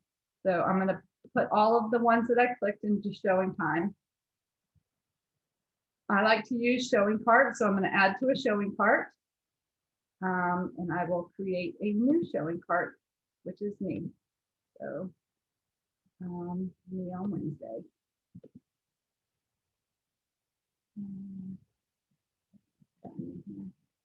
Okay. So now you can see here it pops over to showing time. I don't know if you guys have used showing time before, but this is what it looks like. So I'm going to scroll down a little bit for these 5 homes, and you can see they went in order that they were on Matrix. So if I go back to Matrix, it's usually in price order. Yeah, with the highest price first down to the lowest price. And so that's the way showing time has now mapped this, highest to lowest, but I don't want that. So I'm going to pick the one that's furthest away, which is number 2, and I'm going to change it from number 2 to number 1.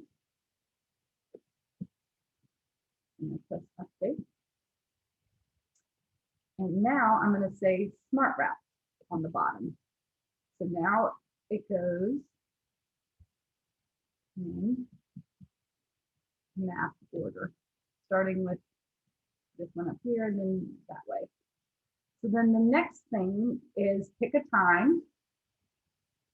And so you would just, what I think good buyer's agents do is they start with the first one, they request that, wait 5 minutes, see when it's, when they can get in, and then request the next one.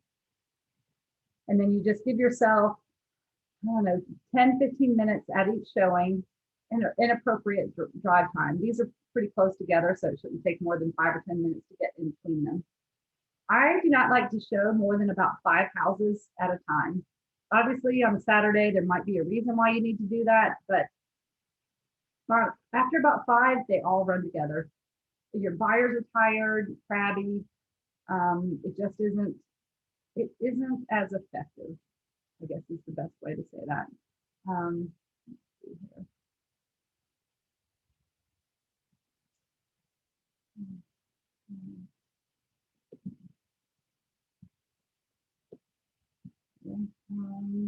All right, so let's go back to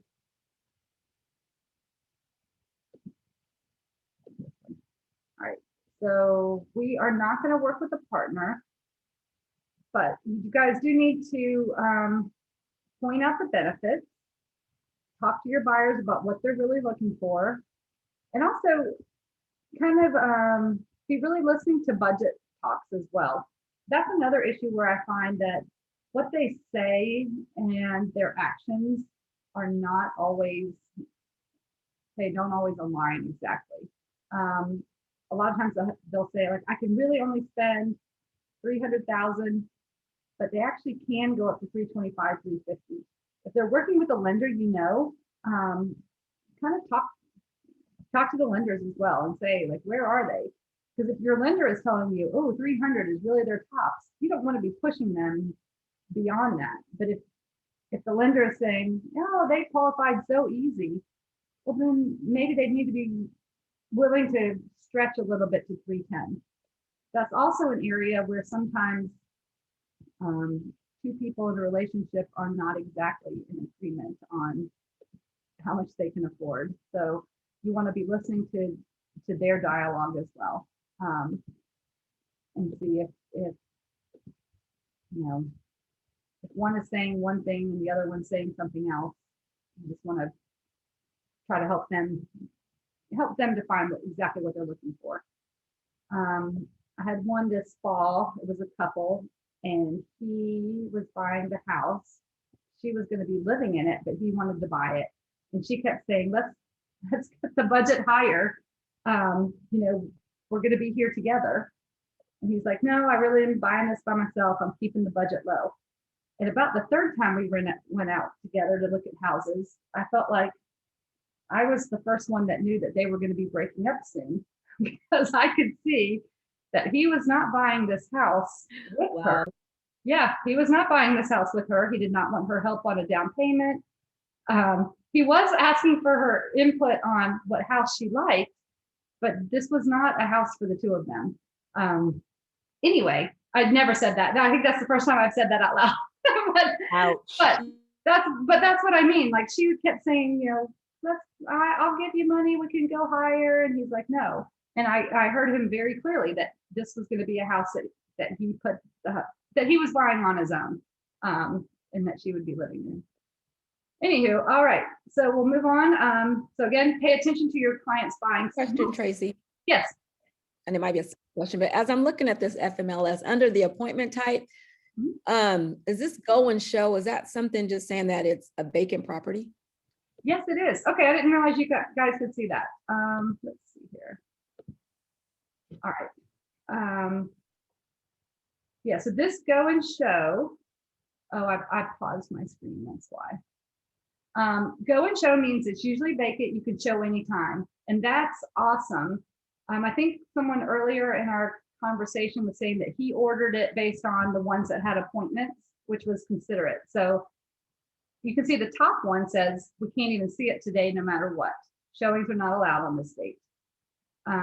Then the second one says not yet. It's go and show. So whatever time I put in there, it will show.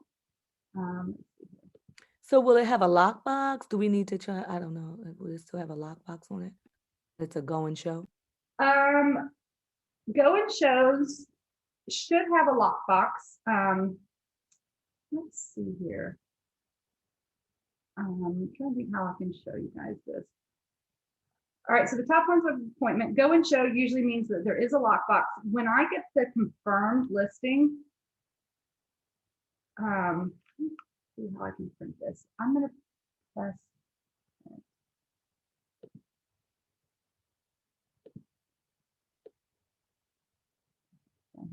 Okay, so in the top right of this screen I'm sharing with you, you can see the print. See the print button up there to the right?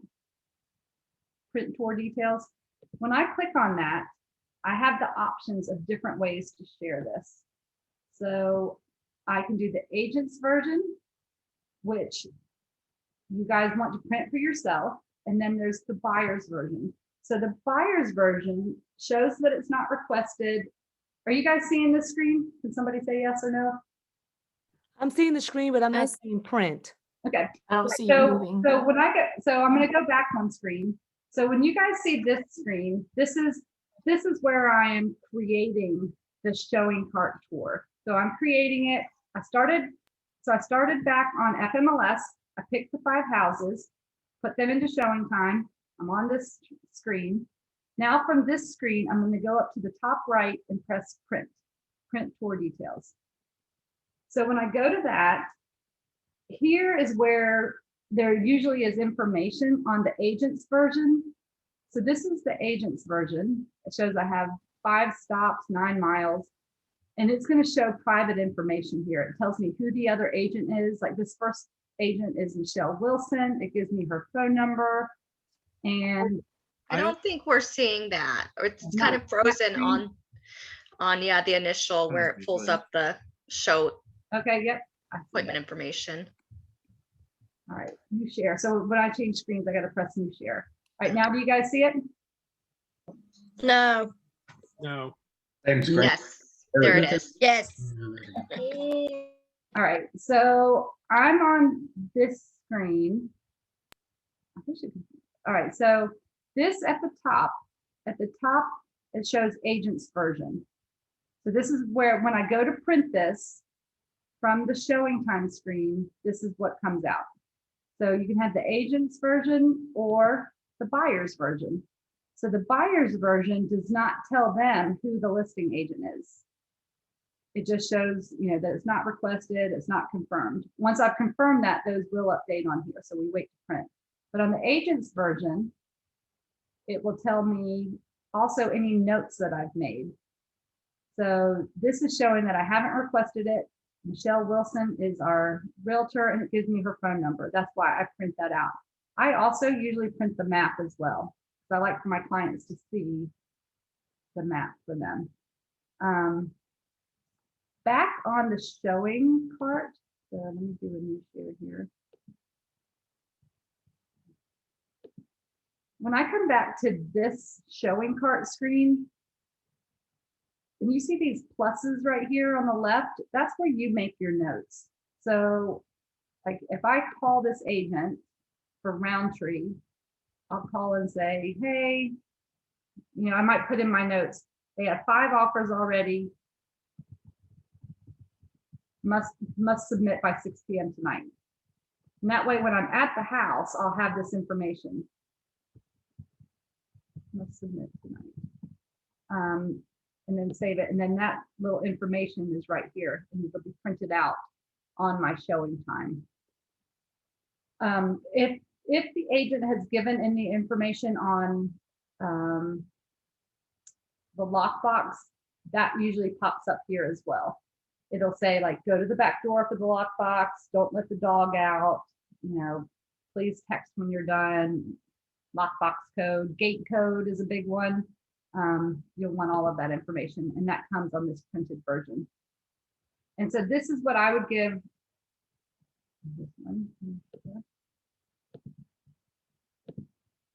This is what I would give to the buyers when I meet them at the first house. I say, here's your sheet, here's my sheet, write on it.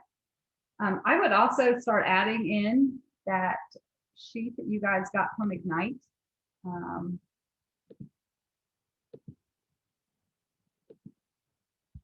Let's see, it was on this one. Page 18 on Find and Show Homes, this home tour checklist. This is really good. And this is just a way to get your clients talking, especially if they're not super chatty. What did you think about the bedrooms? What did you think about the bathrooms? After they filled this out at 3 or 4 houses, you'll really know what they're looking for and what's important to them. All of that. So just be listening there. Any other questions on that, on the showing time?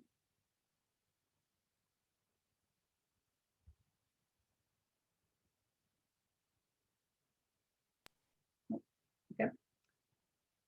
All right, well, we're going to talk about, I'm on page 22 now. So make sure you guys are on page 22 with me. Body language and facial expressions. That's why I like to meet the buyers in person at a house. And a lot of times when you walk in, you'll know the right house just as they will. You'll just suddenly feel like, oh, this is it. We love it. Everyone loves it.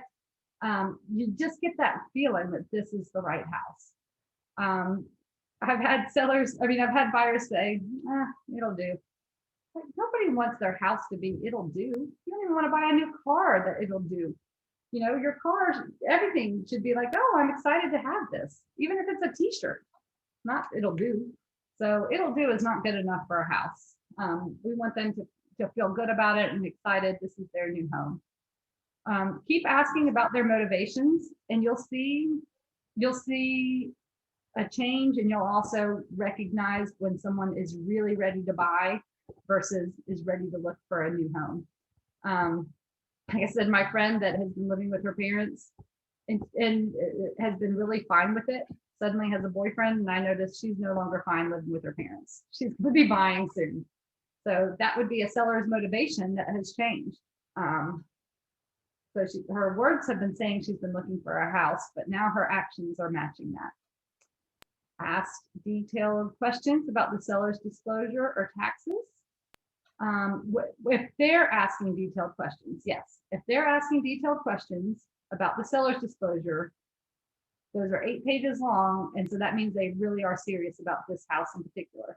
They're asking about taxes, they're trying to see, can I afford this house? Also good. Visualizing furniture placement, that's excellent. Comparing other houses. Discussing new paint or carpet, always let that go as long as they want to sit there and talk about it. That's where a showing might go a little longer while they discuss how to paint the possible baby's room down the line.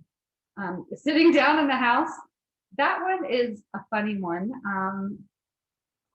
So sometimes sellers get mad if you make yourself do it at home, because it is not your house and you're sitting on their furniture. So if it's staged, okay, sit down. But if it's someone else's house, just be aware that you're not a guest in someone else's home. You're showing it for sale.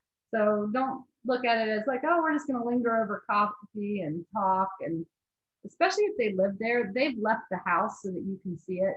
So just really be cognizant of that, and be respectful to the sellers. Let's see here. So sitting down for a minute is fine, maybe at the kitchen table, but lounging on the sofa, sellers don't like that very much. Yeah, when they become protective, they start calling it my house. That's always a good thing. Asking for a second showing, great. And raising objections. That's also good. I don't like so-and-so, doesn't necessarily mean that a buyer is not interested in their property. Sometimes what I find is if they don't say anything negative about the house, it's because they're not considering buying it. What do I care about that house?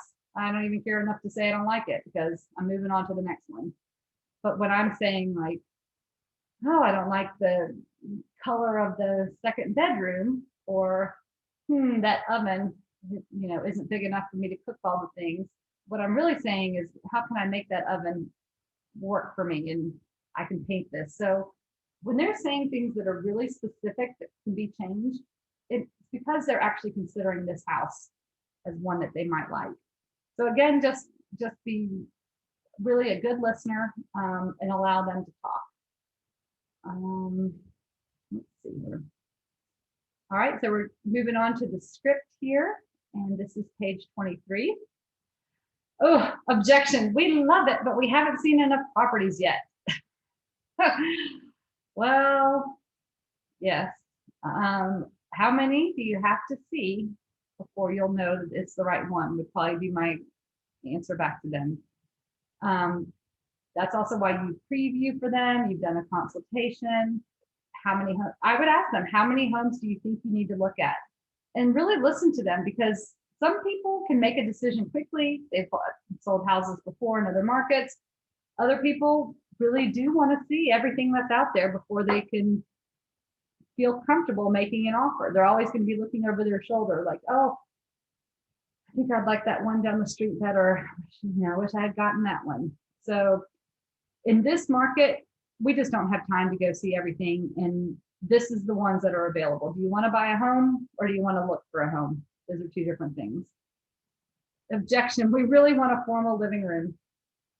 That's so funny. That does come up where they talk about, and it's a formal dining room that people often will say, I have my grandmother's table. I have this great big table. They have this vision of how they're going to serve their family and friends and entertain everybody at this formal dining room. But if the rest of the house meets their needs for everything else, is a formal dining room really going to make you not buy this house? Can you not put a big table out on the days that you do have family over?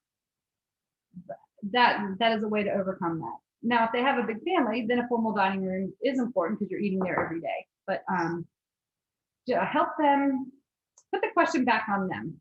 So what could we do to overcome that objection? How can this house work for you? You want the formal dining room for big family holidays. How can we make this house work on big family holidays? And let them come up with a solution. And it might be, oh, we'll just push the sofa out of the way and move on. The last objection, we don't like the carpet, paint color, landscaping. That's the easiest. So what this is it allows you to put your personal touches in it. That's just cosmetics.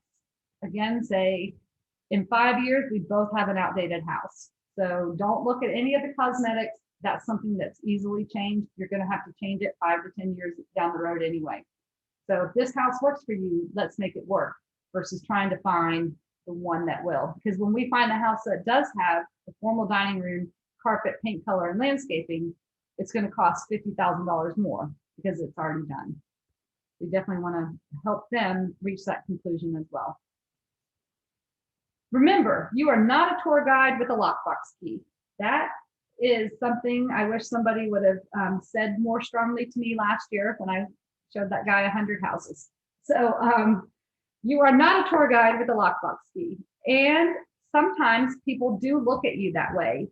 And we're going to have to keep working on that in this new age with Zillow. So Zillow is a tour guide with a lockbox key, and that is how they are positioning themselves. I believe Redfin is doing the same. Their clients are, their agents, I believe, are salaried. So they don't mind showing houses. Well, as a commission sales agent, I don't have time to go tour homes with you. That's not how I choose to spend my weekends. I am working. And so if I'm working, we are working to find you a house. So that starts with qualifying your buyers and their motivation. If someone tells you they want to buy a house 6 months from now and they're happy and they want to start looking, they're living with their parents, they have no time to get out, they're just waiting for the right perfect house to come along, I can tell you that that's a low priority of how I'm going to spend my time, because we're never going to find a perfect house and they're pretty comfortable where they are. But then when someone calls and says, I have a new boyfriend and I'm too old to be living with my parents anymore, well, then that's a new thing. She is motivated. So we're, suddenly she has, risen in my priority level because she's gotten pre-approved, she's talked to the lender, and she is ready to make a decision. So she's willing to overlook things like bad carpet and a small kitchen to buy the house she wants, to have the privacy that she'll need. So just say to yourself, you are not a tour guide with a lockbox key, and make sure that you are qualifying your buyers when you're with them, and listen to their actions. Listen to their actions as much as their words, because if their actions are showing that they're pretty comfortable where they are, they're in a month-to-month lease that doesn't end, they might not be as motivated as somebody who maybe has 4 Great Danes and is living in an apartment and can't take it anymore. So look to their motivation as well.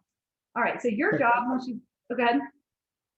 Tracy, that's an important point. I think when they try to look into the house, there are several times when they say, as soon as they enter the house, this is wrong, that is wrong. Then we really need to dig out what are their expectations. Their expectations are almost buying a new house. They are looking at a 15-year-old house with $300,000, right? So there's a mismatch between what they are trying to have versus what they could really have, right? How do we correct that? And that's a great point. And I like what it said up above is, are you willing to pay more to get those things? And that's where you really kind of push them on what is their budget and their motivation. Because sometimes they really are not willing to pay more, and they have to be realistic, especially in this market. We talked about at the beginning that I have a $200,000 buyer and a $300,000 buyer I'm working very actively with. They're both extremely motivated. And to say to them, you know what, we can't be looking at $200,000 and $300,000 houses, because in the areas you're looking in, it's multiple offers, and you can't go above that. 200,000 is the max budget, so we really need to be looking at 165 houses. That's true. Yep, the $200,000 houses right now are being snatched up by 225 buyers who are having to come down to 200. Yeah, that's exactly I was trying to convey last time when they said that the kitchen does not have any upgrade. I said the seller can give you kitchen upgrade and charge you another $35,000. Yep. But are you ready for that? Yeah. Right. And so, and actually my client that is the $200,000 buyer, she sent me a house that was $225 that was pretty nice. And I said, can you pay $225 for that? I didn't think you wanted to go up that high. And she said, no, I just want to go see it. And I said, no, what I wanted to say is I'm not wasting my time on a house you can't buy. But what I said instead was, you're going to be really disappointed when you see that house, and then you have to compare it to the ones that you can't afford. So let's not get our I don't want to say priorities, but let's not see something that we can't afford and then we're raising our expectations, and we're just creating disappointment for ourselves. I mean, I like to go see $1 million show homes too, but not when I'm looking to buy a house, because then all I can see is, well, I can't afford that. That was nice to see, but let's go see that on a tour of homes, not as a potential one to buy. Stick within the budget. But then also listen, so this friend I have seen, her budget is $200,000. It's not $225,000. What I've seen from a whole lot of other buyers over the last 6 or 7 years, one person usually says $400,000 is my absolute top. We're not going any higher. And then we find a $450,000 house, and suddenly that's the one they're buying.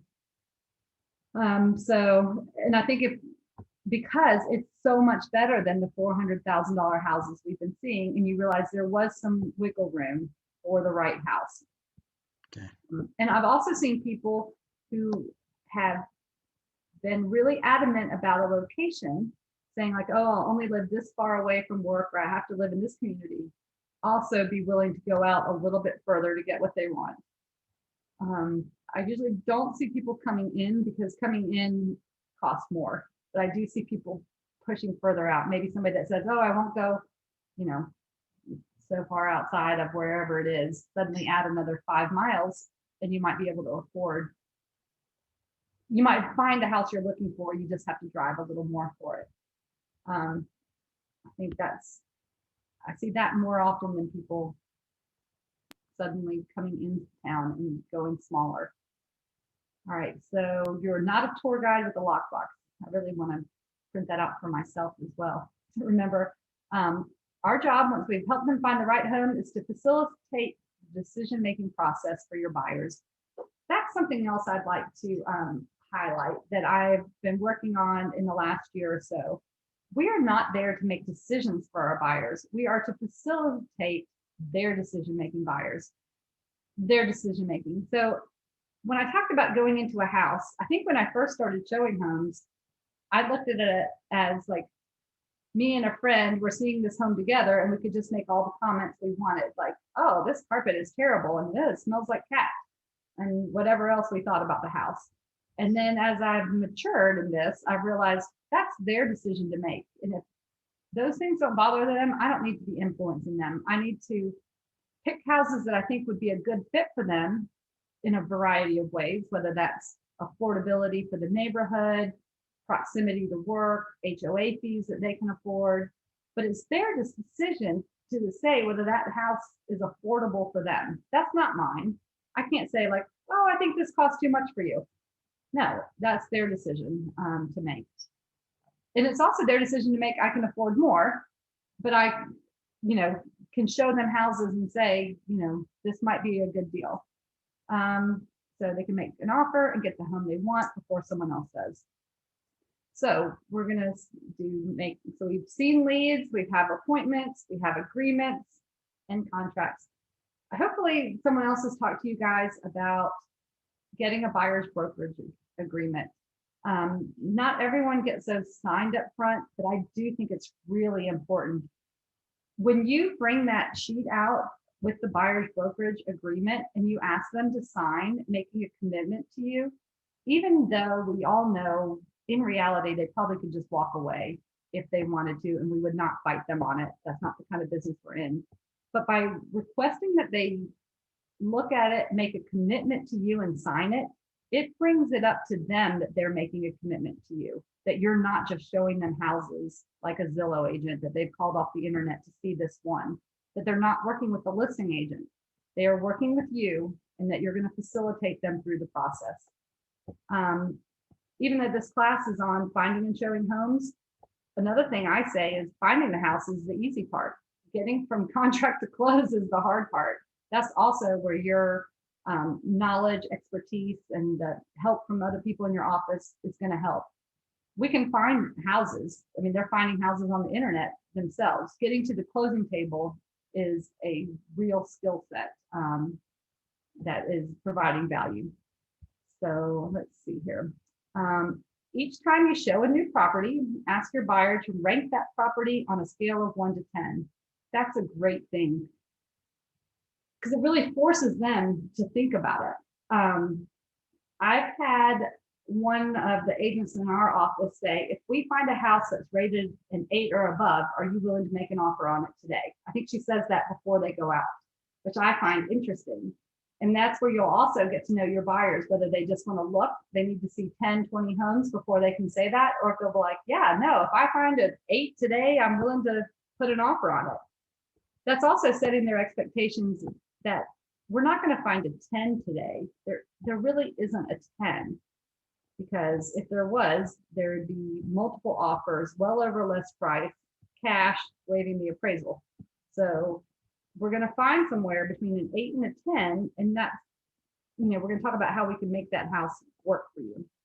All right, so we're going to ask them to rank it and record that number on your home tour checklist, and then keep letting them know, like, well, you rated this house a 6. How does this one compare? You know, that one we saw 3 days ago, you said was only a 4. This has all the things that you said you didn't want in that one, and it cost $25,000 more. So which one, you know, keep helping them make the decision and put it back to them that they've seen the houses, they're rating them, that they're going to be making a decision on them. After each showing, ask if they want to purchase that house. Do you want to buy this one? If not, find out why. That'll help you define more what they need, want, and value. If they say, oh, the street in the back is too noisy, I don't like the trees that loom over the house, you'll be able to preview better when you really hear why that house is not one they want to buy. When you finish touring homes, put all the MLS sheets together in their order of ranking and eliminate all but the top 2 ranking homes. That would be if you go out and see 5 houses, look at the top 2. Take the highest scoring home and ask, so is this one your favorite? Is it going to be your new home? That to me is a little pushy personally. That's not the way I do it, but I do like it, and that probably works really well for a lot of agents. I like the next question though. If this does not meet everything on your checklist, what are we still looking for? You know, how can we find what you're looking for? And help guide them that we're not going to find a 10 in today's market or ever. Even new construction, it has its own flaws. So I personally do like new construction, but you'll find it's very small, and right now it's pretty far away. So are you willing to, you know, drive further out, or are you willing to make do with an older home in a better neighborhood? Let's see, the pros and cons sheet. That's always interesting from just an academic point of view, but at the end of the day, you could list 35 pros and 2 cons, and the cons will outweigh it just from what your heart feels about it. You know what? Ask them to make an offer. I do think that's a good thing, is to start making offers. When you make an offer on a house, they're committing to it. And once they make an offer, they do start to envision themselves in the house. They start to overcome the roadblocks. Once you've made an offer on it, they go home and think, where will I put my sofa? So it makes it a little more real when you put it in an offer versus just looking at the homes.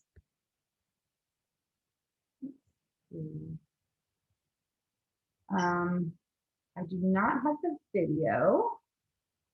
So I don't know if Katie's listening, do we have that video?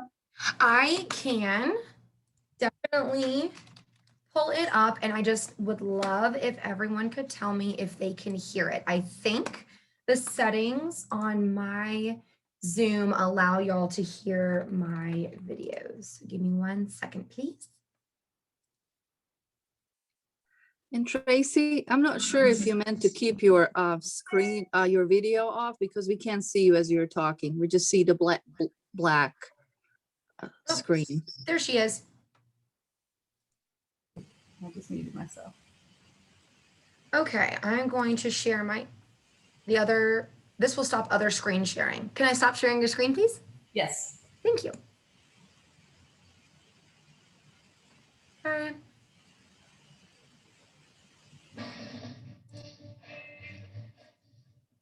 Could you guys hear that?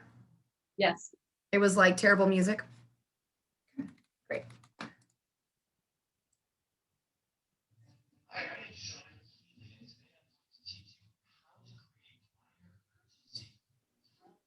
We can't hear No, I'm that. gonna have to turn it up, Katie. Okay, someone told me that they could hear it.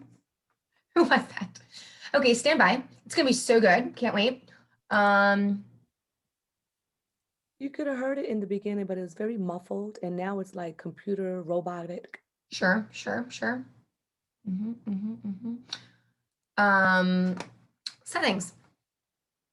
That'd be great.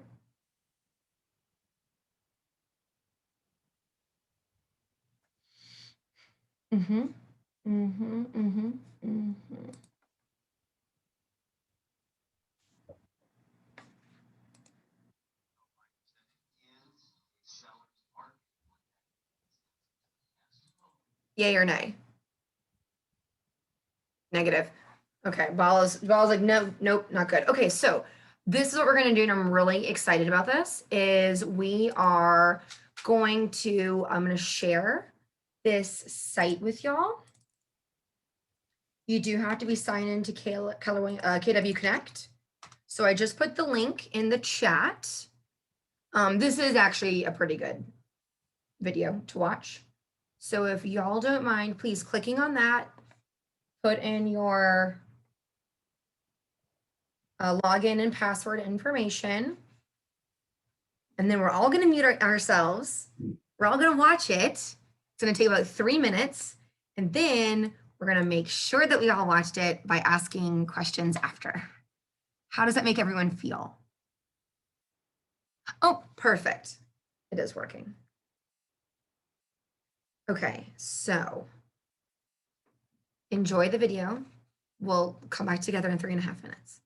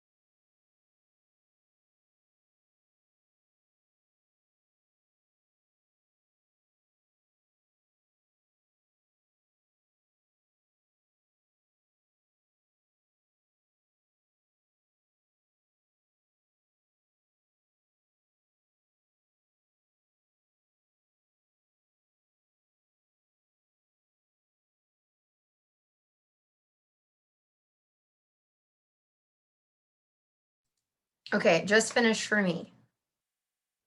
Did everyone get to enjoy that lovely video?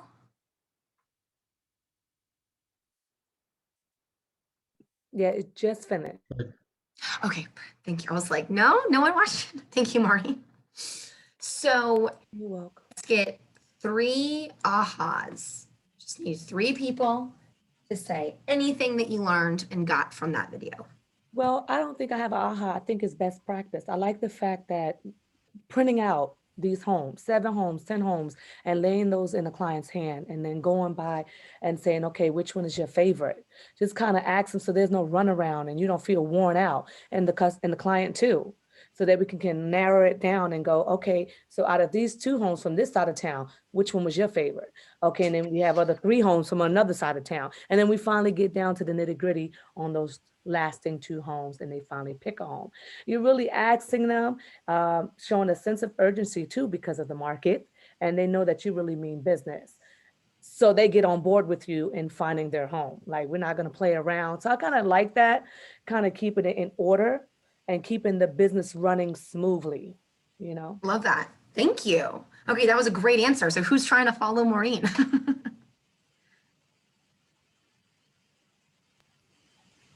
Bala, come on. Wow. Called out. Okay, good for you. The thing I learned that was a little bit different was you let your client go first and look at the properties. They never do that.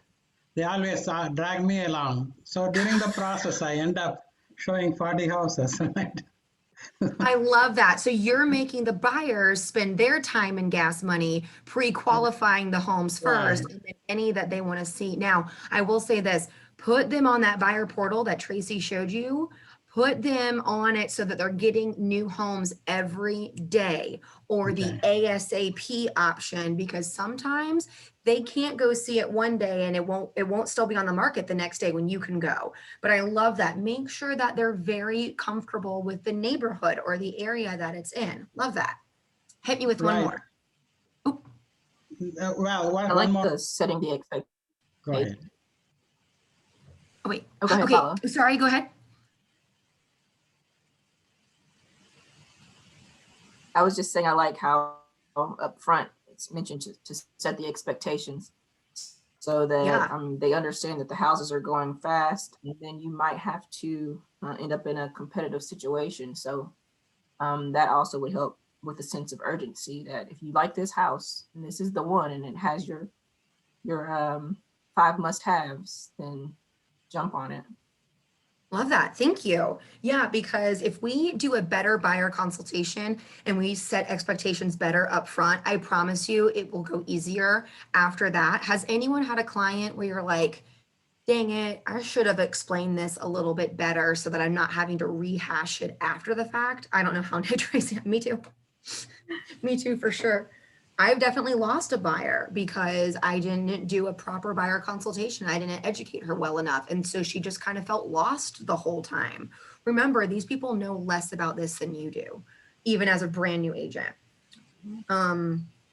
Tracy, I had a little exercise that we could do to test the finding homes part. Okay. If you wanted to do that. Sure. Okay. So can everyone please go on the FMLS? I don't know what the answer is on the Georgia MLS, but I do know on the FMLS. So go on the FMLS. We're going to do a fun little exercise. So let's make sure that we know how to search for criteria properly. Look at Mike's cat, just like chilling in the frame. Let's make sure that we understand how to put the search criteria in. So I'm going to put 5 different search criteria items in the chat, and I want y'all to tell me how many homes pop up. Tracy, you don't do it for them yet because I wanted them to see. I want to see if they get the right answer. So active homes. One more time.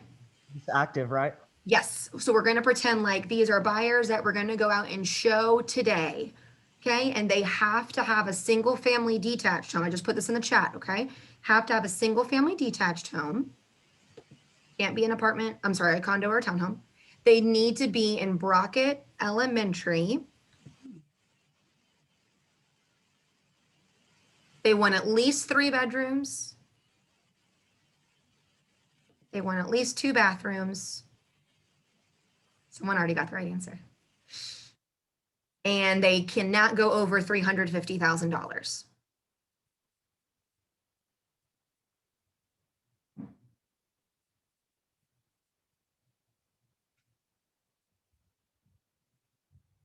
How many results are y'all getting?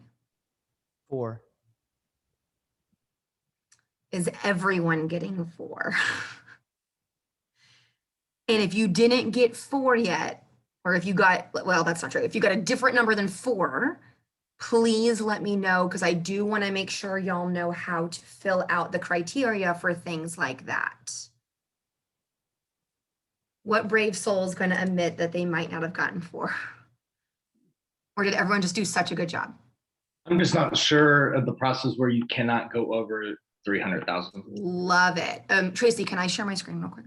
Do you wait? I'm sorry, I'm stealing your thunder. Do you want to do this? No, you go. Okay. Okay. Here we are. We're going to go to search residential, and let me blow up my screen so that everyone can see this really well. Can y'all see that? Okay. So I'm going to make sure that only detached is checked.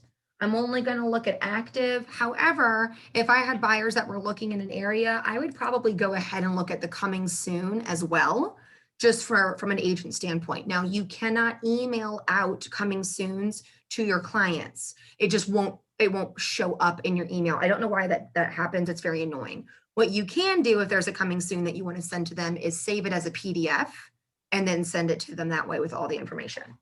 So we're going to look at the actives. In elementary school, I'm going to start typing in Brockett, and boom, there it is. Who lives in Tucker? Just me? Okay. Then we'll go to the bedrooms. They said 3 or more, so we can do 3+. Don't feel like you need to do 3, 4, 5, like 3 through 6. 3+ means 3 or any more than that. Same with the bathrooms, 2+. In price, this is how I personally do it, 350 minus. That's anything $350,000 and below. Now, let's say that your people very specifically, they're not going to like anything under 250. Sure, you can do 250 to 350. That's fine. But what happens if something's listed at 249.9? You're going to miss it. So I don't like to exclude more than I really have to. So I do 350 minus, and it says right here I have 4 matches. Questions, comments, emotional outbursts? Katie, while you're there, can you continue on and show again how to go from that to put it all the way on to the showing time? Because I think yeah, beautiful. So sometimes what I like to do before I look at the list of homes is I like to look at it in map version, like, okay, what's going on here? And I actually live right over here. I know a couple of these homes. They are not my listing, sadly enough. So I like to look at it on a map. I just like to make sure that, yes, this is truly all in the same geographic area. Sometimes agents put the wrong school in or something like that. So, okay, cool, perfect. Then I can also see on here, you know, if the one over here in this neighborhood had backed right up to 285, I could automatically say, you know, oh, that one's probably going to have a lot of noise from the backyard. And so if that would bother my clients, I probably wouldn't bother making a showing request for that. I would ask them ahead of time, hey, you see how close that one is to 285? Are you going to be okay with a backyard where you're always going to hear highway traffic? I also can look for like train tracks. There's a train that runs through Tucker. I like to look at, is it maybe going to be in a floodplain and things like that. So I love looking at the map first. Questions about that? Hey, Kaylee, how would you know if it were in the floodplain? So if it's going to be really close to a creek, it likely would be, and I'll show you like for each specific one how you can check that. It's not necessarily something bad. It's just that it may have required flood insurance if you do a financed purchase. Cash doesn't require it, but a financed would if it's in a flood zone. So I'll show you how to do that specifically. So then I go to results and I'm like, okay, great, here we are. I can see, I can order these a couple different ways. Right now, it's an order of highest price to lowest price. Well, what if I had a big long list, like there was way more inventory than this, and I only wanted to see the ones that had just come on the market, right? Because we already went out 2 days ago and we already saw everything. I can scroll over and I can click on the on market date and I can see the most recently listed ones. That's how I like to look at things because I know that this is the same house. Yeah. Why is it listed twice? Okay, fun fact, there's only 3 homes because it got listed twice. I don't know what's going on. So there you go. So there's 3 homes that are listed for sale. Now, do you see this? This is different from how the agent spelled Flamingo Homes. The neighborhood's called Flamingo Homes, but they misspelled it in the subdivision complex on this side. So I don't like to put in, I would never have searched by the subdivision Flamingo Homes. I would have actually zoomed in on the map and like mapped it out, because people misspell stuff all the time, or they call it the wrong name, or there's just no subdivision name. So questions, comments, emotional outbursts. Okay, so let's take a look at Flamingo Homes. Oh, no picture. One thing you can do is go here to flood map. And I don't want you to make the, I don't want you to think that this is a bigger deal than it is. But I had a guy who continuously found stuff in a flood zone. Therefore, if it was going to be an extra $100 a month in flood insurance, we can't super max out his price point, because then he won't qualify, if that makes sense. Because we were kind of having to see stuff at the very height of his price point. So this is an X. X means no flood zone. You're totally good there. Now, if I wanted to show this house, there's not even any remarks. How lazy is this agent? Who is this? Let's go to the next one. Here we go. Okay, there's something going on here, but they still don't have photos. The first thing I'm always going to do is I'm going to look at the private remarks. And one reason why I say that is because I listed a home yesterday for sale. In the private remarks, it very clearly states no showings, open house Saturday 1 to 4 only. Text, do not call Katie at this number. Every single time someone calls me or asks if they can see it early, it basically makes me dock points from your ability as an agent to read or to follow directions. And I'm going to be honest with you, for the agents who continue to call me or ask if they can get in early when it says that you can't, I'm going to make sure that my seller knows that you don't know how to follow directions. So please go to the private remarks and look at that first. Follow COVID-19 guidelines. Awesome. Then what I would probably do in today's market, because stuff is flying off the market in like 48 hours or less, and agents are not required to change the status from active to active under contract until I think it's 72 hours after it goes binding. They don't have to change it.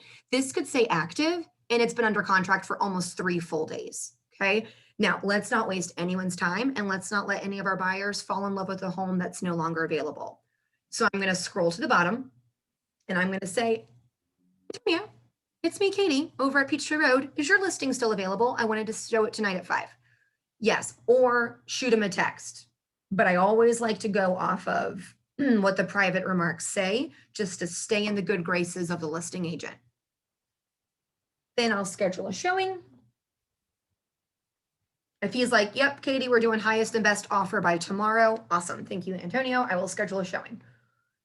I will click on single showing. This is how I do it. And then I'm going to pick whatever time my peeps would like. Now, most of the time you can schedule it for a 30-minute window. I always like to schedule it for a 30-minute window, right? I know it's never going to only be 15 minutes. Plus, if you're doing multiple showings back to back, you know one of them's going to get held up a little bit late, or you're going to get stuck at a red light or something, and you really want to utilize that full 30-minute window just in case. So I could say, oh, I want to do today at 5. Now, let's say that you might just be previewing for like out-of-town clients. I used to do that a little bit. Agent preview is what you could select. It will default to showing. Agent preview is one. You'll know if you're a listing agent, if someone's requesting it for like an inspection or appraisal, because they can choose that. Broker price opinion, that's like, maybe I have a listing coming up in the neighborhood and I want to see what his looks like in order to comp mine and price mine properly. But most of the time people will just select showing. And I always want to go for a 30-minute. And then I'll click request appointment. Now, this says right here, appointment required, wait for confirmation. A listing agent, when they have their listing go live, can choose from 3 different options. There is a appointment required, wait for confirmation, AKA you'll get an email saying your showing request has been received. But until you get that second email saying your showing request has been approved or confirmed, you cannot go show it. You may get in trouble if you show up early, right? So the other one is courtesy go and show courtesy call. That's typically if it is a vacant home and they're like, yeah, whatever, just yes, you're approved, go. I have a house like that right now, that on Saturday, yes, from this time to this time, go. But then I have another one where it's no, it's an appointment required and you need to get a confirmation email before you just show up. Katie, for the go shows, can you also just reiterate that everyone, all the other agents are allowed to go and show it as well. So if you get there, be polite to the people in front of you and behind you. So fun fact, let's talk about that because it depends. Yes, that is true. So we're going to go to one of my listings right now and I want to show y'all manage showing time. So this is my listing. That's why I can go in on the back end and show y'all this. Okay, so it says right here, appointment type. There's a couple different options, right? Appointment required, courtesy call, go and show, right?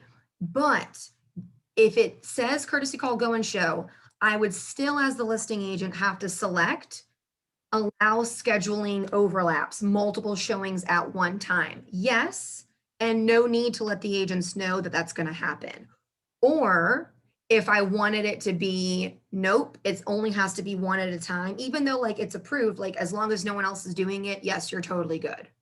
So as the agent on this one, I said, yep, you can allow overlaps and you don't need to tell them anything. Questions, comments, emotional outbursts. No. Cool. Why would you have it where multiple agents can go without informing them? Because this is a investor special and we're only holding it basically open for 3 hours and I'm going to have thousands of people in and out. So it's not possible. The other thing is, here's the thing. If you have a teeny tiny little 2-bedroom, 1-bath house, yeah, it may be hard for people to be in the house at the same time and not overlap. As a buyer's agent in today's market, I got to get in whenever I'm able to. So I don't care if I'm in the house at the same time as other people. I got to get in and see it. Most homes, I think, are large enough where there can be, just like at an open house, there can be multiple parties. One's maybe upstairs in the bedrooms, one's maybe in the basement, one's in the kitchen, and it wouldn't, bother anyone. No, Katie, let's address that too. So when 2 agents are there, if I'm the agent that gets there first, and then another agent comes in behind me, I usually ask them to open the lockbox as well and be the one that locks up. So that way the seller has a record of it. I'm not talking about a home that would have 50 showings, but maybe one that has 5 or 6 in a day. If I'm already in there, I don't lock the door in front of her face, but I say, you open up the lockbox now. So that way the selling agent does know who's coming. And do you ask them for a card just to like confirm that they're an agent? How do you handle that if they don't have a name tag? I guess if they can't open the lockbox if they're not an agent. Usually you kind of know. They walk up and say, I have an appointment too, or, I usually just feel like I know, but I say, do you mind going through the lockbox? Plus, doesn't that eliminate like you being the last one that got the key out and if the key got lost? Exactly. Right. So once they open up the lockbox after me, putting it back and locking up the house is on them, not on me. I would never just hand them the key and leave on my lockbox opening. And losing a key is not the worst thing that can happen. Let's go worst case scenario. I've walked into a house before where the back door had been broken into. And I wasn't gonna have that damage on my wallet. So I instantly, the second you see that, I've also seen where a nail, it was a staged home and a cheap nail had fallen out of the drywall and the mirror came down. I don't know why they hung it with that, but it's fine. And so I sent them a picture immediately. As soon as I saw it, I texted the listing agent a photo and said, so sorry to be the one to tell you this, but I just walked into the showing, noticed that this was a situation, just wanted to alert you so that one, you could clean it up, it doesn't look like crap, and two, to clear my name, if that makes sense.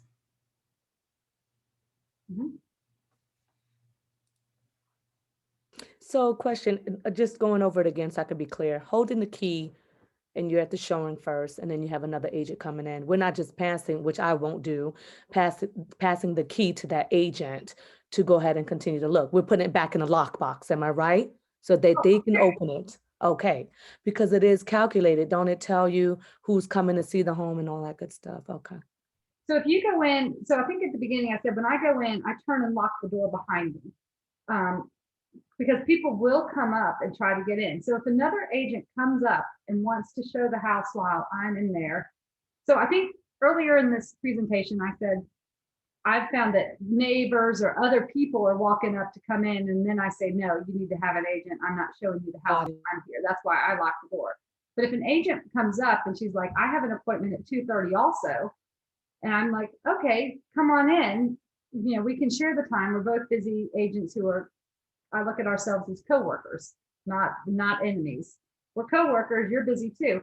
Do you mind opening the lockbox and I'll hand you the key? And then we just stand there and do it while our clients are looking at the thing. So she opens the lockbox for the key.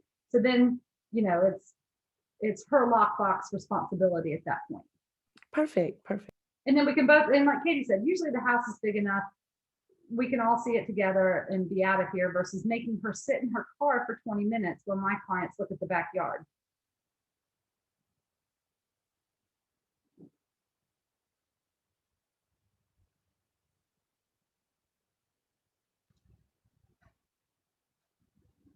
All right, so Katie, are you done with your part? Sorry, yes. Okay, that's all right. I'm gonna go back to my shared screen. Let's see where we are in here. All right, so we have talked about creating buyer urgency, and I think we're doing, if this market is creating it for them. At this point, anybody who reads the news, they'll know after the first house that got 30 offers, there's urgency. If your buyers do not want to make an offer on any of the properties you show, make sure you understand why. This is so important. So this is where like the ranking, do you want to make an offer today? We're helping them see, are they serious buyers or are they actually pretty happy with where they are right now? So we'll schedule our next appointment before you say goodbye. Even if you have nothing lined up to show yet, never leave an appointment without scheduling the next. So last night when I was with my friend, before we saw, honestly, we're not options. And so I said to her, when can you go out again? You know, when I'm available Friday night after work or Saturday or Sunday. And so we're planning to go back out then. Once you've seen the best houses that meet the buyer's criteria, you may have to help your buyers overcome buyer reluctance. That is hard, and probably the buyer reluctance that I'm hearing right now is, are we buying in a bubble? And you know, we don't know. Nobody knows. I don't think they know what that means, Tracy. Can you explain that? So in 2006 and 7, there was a similar feeling to what we have now. Anybody who's been in the market that long, it was Atlanta is hot, the .com, you know, everybody's here. We have to buy now because there's just no houses. It'll never end. Now's the time to buy. So people bought at a high. They were paying a premium, they were over market, similar to what we're feeling now. Well, then in 2008, the mortgage crisis hit and property values sunk. They sunk.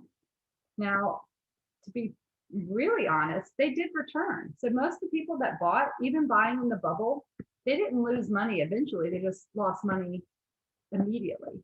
So there's a feeling right now that there could be a bit of a bubble and you're paying too much. But the real answer is, we don't know, so we don't predict. But if you plan to stay in your house 5 to 7 years, which you should be if you're buying anyway, at least 3 to 5. If you plan to stay in your house for that long, it should likely be a good asset to you. Going back through all of history, in general, if you buy well, and you have an agent helping you buy well, you will have an asset that's a quality asset 5 to 7 years from now.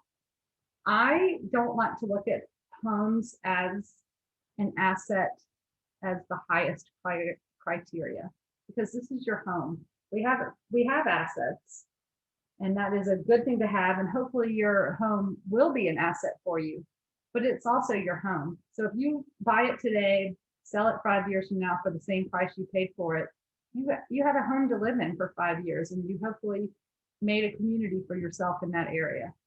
So always talking about investment. I just think that homes are more than that. They're homes, and what's more personal than that? Any questions on that? Unless, of course, you're buying them an investment property, and then in which case it's an investment. We hope that they make money on that as well. Let's see. Your job is not to try and sell your buyers a home that isn't right for them. I so agree with that. We are there to facilitate them getting the home they want. We do not make the decisions for them. And by pushing them into a home, they'll turn and blame you that, well, you told me to buy this one, or you told me not to get that one. So it is always their decision. Same thing when you work with sellers. We present the offers to them, but they select the buyer that they want to work with. But when buyers are reluctant to take the next step, reassure them that making an offer is not marriage yet. The closing table is marriage. Making an offer is kind of like asking someone out on a first date. Like, you like them and you want to see where this goes, but you're not married to them and you can back out. Most offers, even nowadays, have at least a small due diligence period or a right to inspect. So you have time to really investigate this further. But if you don't make an offer tonight, this house will be lost. They'll be dating somebody else. What if prices drop? So that is a good objection. What if prices drop? I just talked about, are we buying in a bubble? Well, if you're in it for 3 to 5 years, your mortgage rate won't change no matter what the price of the house is. You're going to be paying the same mortgage. You've locked into a great interest rate that is probably will never be this low again. We're still at historic lows. And so you're locked into your mortgage payment. So even if the house price drops a little bit now, it most likely will go up over the next 3, 5, 7 years. So we cannot time the market. That is something I say. We're not going to get the lowest rate, and we're not going to buy at the lowest low, and we're not going to sell at the highest high. But if we're making good decisions, we're going to buy low and sell high, but we can't time it to be the absolute of either one of those ends. So as long as we're making good decisions, it's okay to go ahead and get this house. And interest rates they're really low. That's one thing as a buyer's agent I would stay in touch with, just to make yourself more knowledgeable on what interest rates are, what they were last week.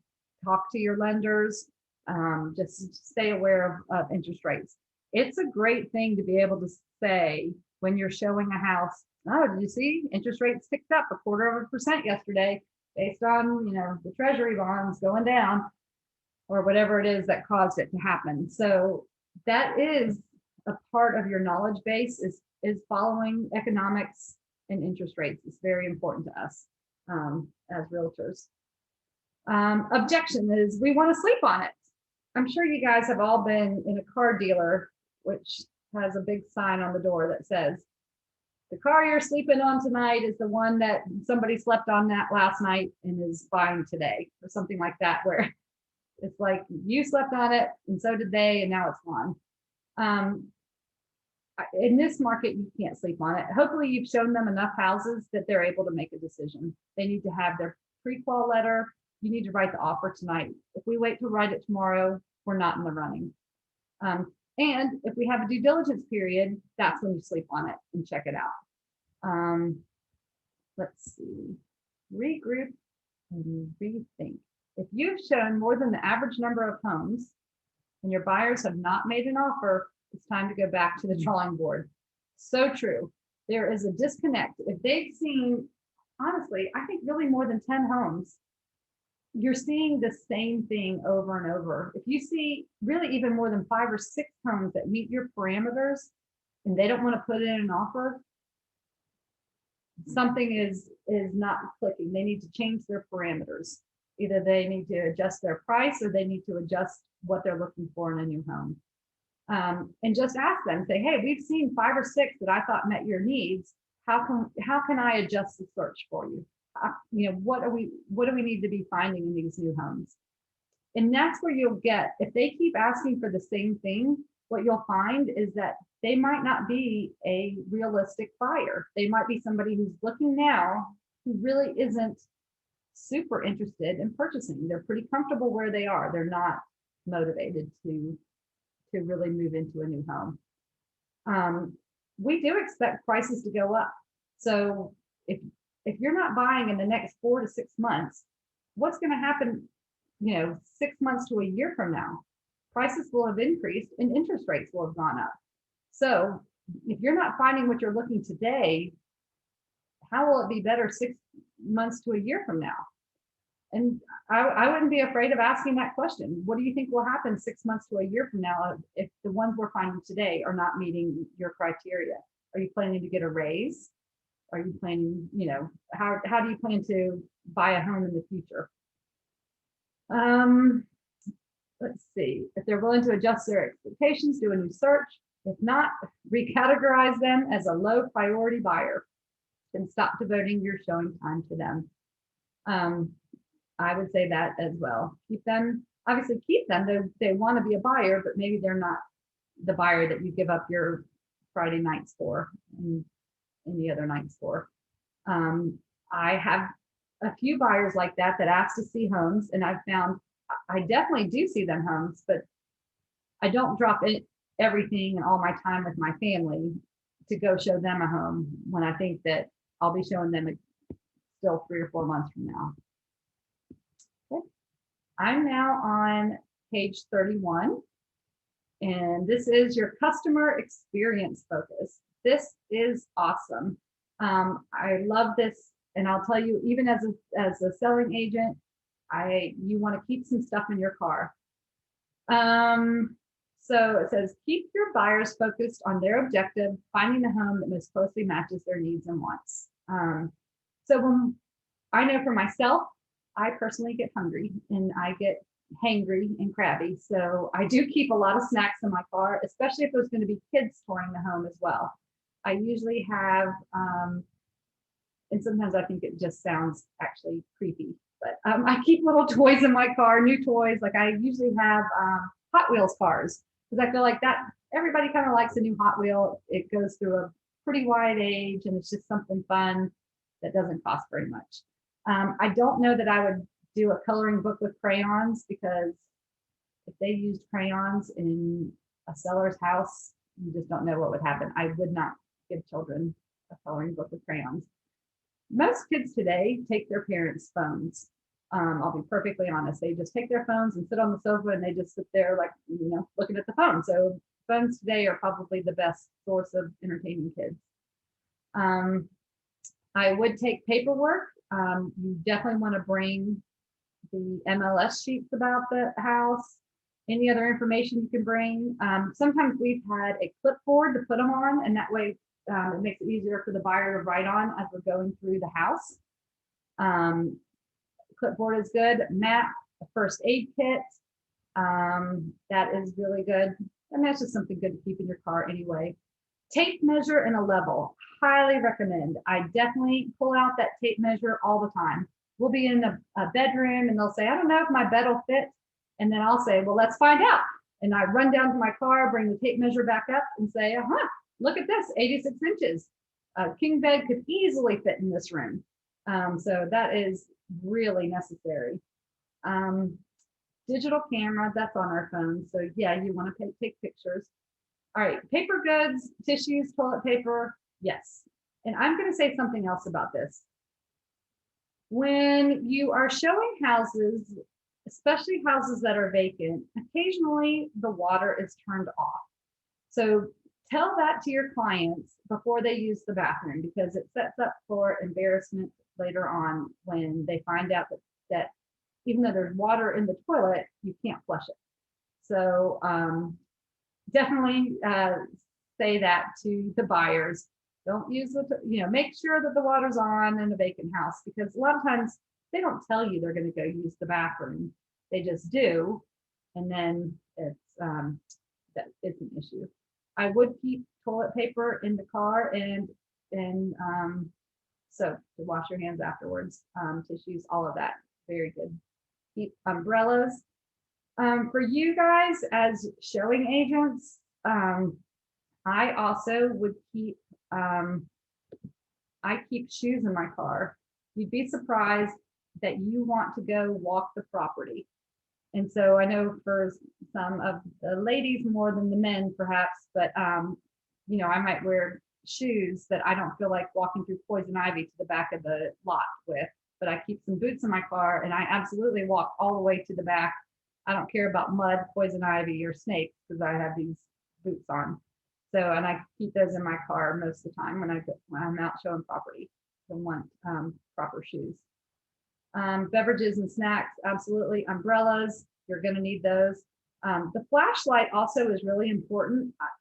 Our phones have a flashlight on them, but you really need a little bit stronger than that for most of the time. Because if you're using a flashlight, you're probably looking in a crawl space. You're looking, where the HVAC units are.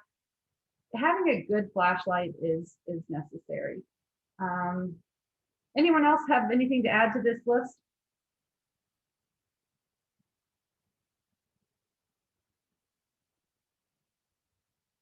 I'll say a jacket also. Atlanta weather changes. You may have gone out and then it's colder later on. So I would bring a jacket as well. But definitely, if you don't own a tape measure, you want it to be at least 25 feet, you're going to want that. Justin might have said this earlier, but you're bringing your laptop. I've written offers from the showing. Yep, and your laptop for sure. Oh, a phone charger. You want to be charging your phone at all times while you're driving. There's just no excuse for showing up without your phone charged. Can't open the house without it. All right. Let's see. I'm going to talk about pretend showing the house. So, in case since you're listening, there's two theories on showing a home. I feel like I'm a little more low key, so I usually open the door and then I say, you guys, see the house and let me know if you have any questions. I don't walk through with them and say, look, here's a stove, here's a door. Okay, if your people need you to point out a stove, they're probably not intelligent enough to buy a home. So exactly, I don't usually walk through with them. Especially if it's a couple, I feel like it's something for them to be doing together, not the three of us. So I open the door and let them go.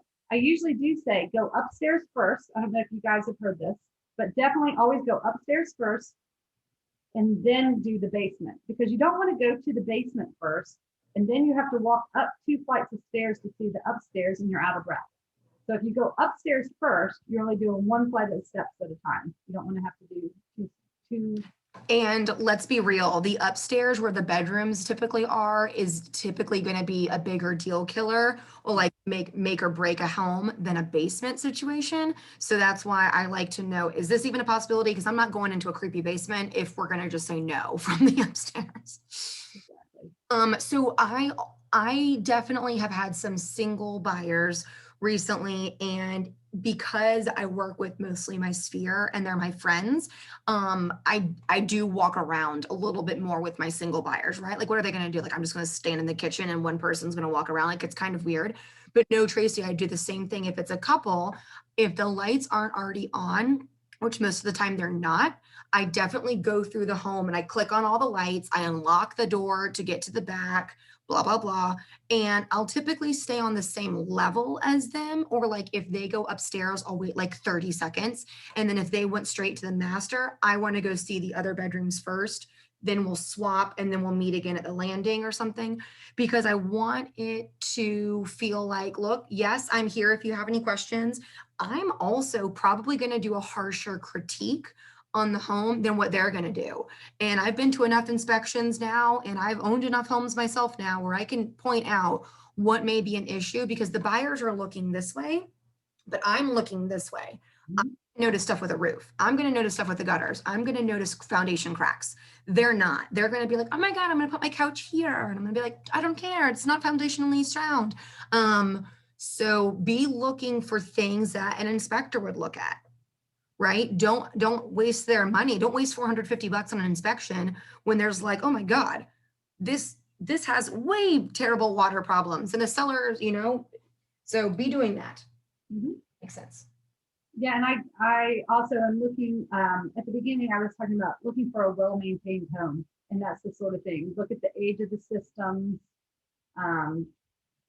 looking at the roof, looking for wood rot all around the house, foundation issues, those sorts of things, while they're looking at the color of the bedrooms and the carpet.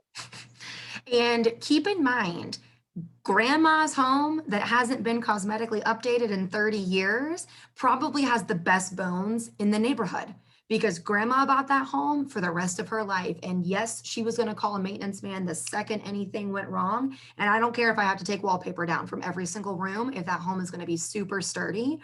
However, be really, really careful with quick flips. I can't tell you how many quick flip jobs have been so much worse than grandma's really old and smelly house. Also, I don't really care about the age of anything. I don't care how old the roof is. I don't care how old the water heater is. I don't care how old anything is, because I could have put a roof on yesterday and a hailstorm tonight destroys it. I care about how much life is left on everything. My HVAC system is 27 years old and it works real well. The AC worked very well on Saturday when I had to cut it on. So I don't really necessarily care about how old something is. So if on the property disclosure, it says, 15-year-old furnace, 15-year-old water heater, the inspector is going to say, well, water heaters only typically last 8 to 12 years. Okay, cool. Is there anything wrong with it? No, it's functioning properly. Awesome. Home warranty, not a brand new water heater. Also, that is something that buyers will bring up. I'm glad you said that, Katie. A new hot water heater is $1,200 to $1,500. We're talking about a $300,000 house. It's peanuts. It's peanuts, and it's something that can be fixed. So yeah, don't get bogged down on the system. But it is something to be aware of if your buyer is really tight on funds, because they might not have $5,000 for a new HVAC system next year. But you're right, home warranty can cover that. All right, I think we're getting ready to start wrapping up everything. I'll ask for some questions at the end. So another thing that has not been on here is, how do we find homes to show? So we kind of went through a little bit of looking on the MLS. But right now, like the example that I used, where I had 4 or 5 homes last year, it would have been 30 to 40. Katie's area, anything under 350, and there's only 4, that's crazy. So we need to be a lot more creative in how we're finding homes for our buyers. That is how you're going to be bringing value. And so one of the things that I've found really useful is the Rawls Group Facebook page. I'll be honest, I find a lot of things that people put coming soon on there. I try to network with other agents also, especially if it's an area I farm. I know the other agents who do a lot of work in that area. I call them directly. What do you have coming soon? You can ask the neighbors. Who else do you know that might consider selling right now? So houses to show aren't just falling from the sky on us. We have to make it happen. That's a lot of real estate, especially being an independent real estate contractor. You're making it happen. So don't just shrug your shoulders and say, well, there's nothing out there anymore. You have to go find the homes for your buyers. So just keep your ears open at all times. I'm going to reiterate, it's important to not make comments when touring a home with your buyers. Like I said, when I first started, I loved to give my opinion on everything. And then I realized it's their decision. And buyers will buy homes that maybe wouldn't have been a good fit for me, but I'm not living there. I just get to visit. I like the thought of pointing out benefits and not just the features. Don't just say, oh, this is, oh, new windows. Well, say the benefit of new windows is you're going to have really low bills for the next 20 years. And then instead of just trying to overcome their objections, like if your buyer says something about the house, turn it into a question back on them. Sometimes I feel like if they say something to us like, oh, this carpet is bad, and then we say, well, it only costs about $2,000 to recarpet a room this size, then it kind of feels like they're negotiating with us on the house when we're representing them instead. So if they say, oh, the carpet is bad, you can say like, oh yeah, what do you think it would cost to replace that? And then let them kind of guess and realize, oh, that's something that can be done. What can be done? Or ask them, what can be done about the carpet? Would you want hardwood, or would you want to do something else in here and tile it or replace it? So ask them the question back to allow them to be a part of the solution. And that'll also help them to feel a little more committed to that house. Katie, anything else that I need to cover? I don't think so. We just have to be productive for 10 more minutes. 10 more minutes. Okay, any questions? Can you please touch upon safety? All right, so I'll try to think of some crazy buyer stories. The only thing I've had that I would caution you guys on, even though we always ring the doorbell, we always have appointments, we do walk in on people, and that's embarrassing for everyone involved. So you want to knock on the door, ring the doorbell, make sure you have an appointment. My other tip is to make sure you leave the property in the condition that you find it. Work well with all the other people that are there. Let's see here. And sometimes you might have to be a little bit of a marriage counselor for people. Mm-hmm. I was thinking of my most uncomfortable situations. It's really fun when they fight in front of you. That was a lot of sarcasm. Yeah, like I said, I was the one I think that was first aware of those people breaking up. Or maybe just not staying together. So let's see if there's anything else on Here's a question. Mhm. When you get your clients to get their pre-approval, does this lock in their interest rate? And if it does, for how long is their pre-approval good for? So I'll be honest, what I usually say to buyers is get a pre-approval. I guess what I'm talking about is a pre-qual, but I get a pre-approval from one lender and do all that you can. And then once we go under contract, that's when you shop the loan. Then you have a few days to shop the loan and maybe go with a different lender, because interest rates and also mortgage products are always changing. So what's available today is not available tomorrow. And so today, Keller Mortgage might have the best product for you, but by the end of the week, it could be someone else. Okay. It could be Supreme Lending, who we like a lot too. So there's, don't lock in until you're under contract. Thanks. Mm-hmm. And I usually say, and don't shop it ahead of time. There's no sense to shop it now because everything's changing. So once you shop it, it changes again. I also find I like different lenders for different purposes. I tell you what, Supreme is amazing if you need to close quickly. They get it done in 8 days. I often have to have them come in and save the deal like they say they do, and they have. And I've been amazed each time when 8 days later, we're literally at closing. Will you put the information down below in the chat for us for Supreme? And I like, I'll give you my first name.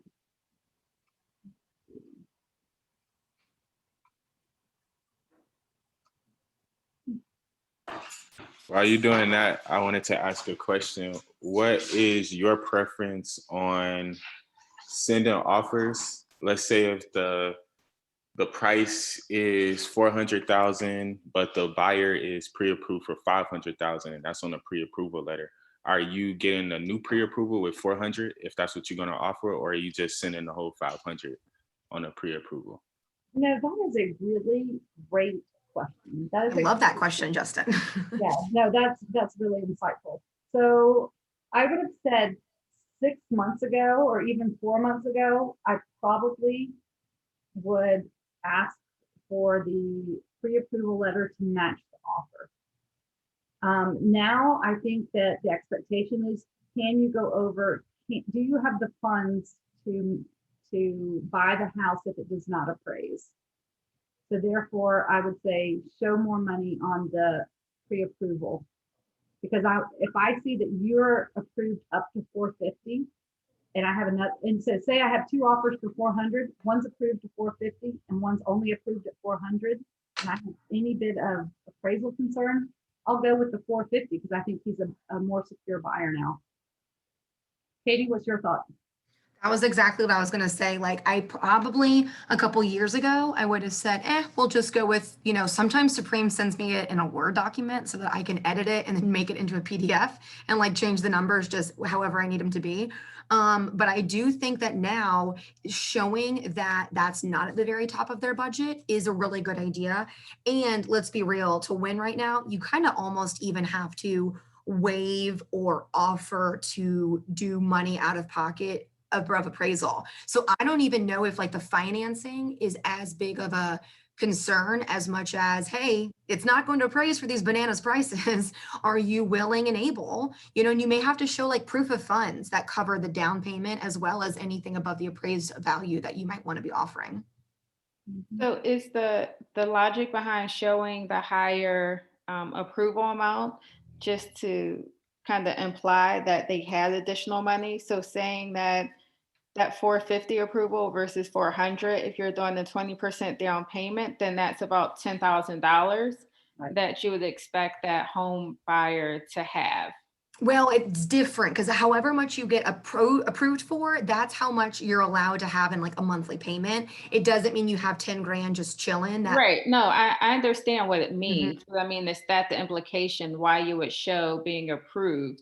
So if you're not sending proof of funds, is that what you're trying to imply by showing someone was approved for more?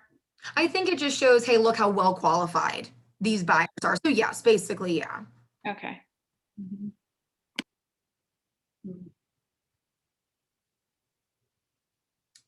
Great. Who has one more question? So we can kill 3 minutes and I can take. Yes, Tracy, will you send that information for Supreme? Yes. In the chat, thank you. Tracy, do you mind stopping sharing your screen so I can get pics of everybody, please? Gracias. Oh, wait. Thank you, ma'am.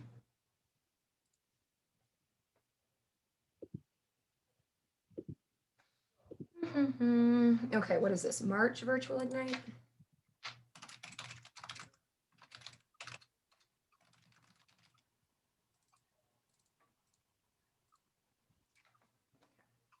Actually, I think I have it. It's Nick Friends, I think Friends. I have a really fabulous person I'll put in the chat as well. Nick is not with Supreme anymore. He went to Oh, well, thank you. Yeah, it's you can use Hunter McRoy. Nick is good. Matter of fact, Supreme Lending are going to be the guys sponsoring the Marlowe's Tavern meet Thursday from 5 to 7. Okay, good. I tell you, whenever vendors bribe us with food, I will absolutely go with them. That is the way to a real estate Yeah, agent's because heart. I'm always hungry, so I'll be there. Don't bring the stupid pinwheels from Costco. Bring me pizza. I will use you. Yeah, that's my Yeah, guy so Hunter. So Laura, by the way, Laura Ortiz speaks Spanish. So if you have Spanish speaking clients, always pair them with vendors who speak their native language.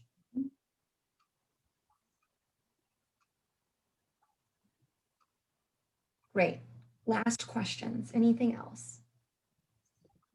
I have one last question. Yes. Are you finding that with the pre-approval, since it's so much, the inventory is so low, are you finding that you have to get a second pre-approval? Because on yesterday, they said the pre-approval letter is good for 90 days. Are you finding that you have to actually get a second pre-approval? I had a buyer that was willing to break his lease. So we were looking late fall. When we didn't find anything, so we were like, okay, we'll stop until after the holidays. We did have to get a second one in February because it had obviously timed out. But most people will find what they're looking for in that 90 days. If they don't find what they're looking for in the 90 days, you probably haven't done a good enough buyer consultation to figure out what they're even looking for or hit them with that motivation. And if you've lost out on offers for 90 days, what are we doing? Doing for how to write a winning or whatever the tomorrow's class is. So, or not tomorrow. What's today? Thursday's class? Who knows? Okay, great. It's 15. I'm so excited. Quick question, Laura Ortiz, she's also with Supreme. That's what you're saying? Yes. And she was a Keller Williams agent. She was out at the Peachtree Road office for several years. So she really understands this from an agent standpoint. Okay.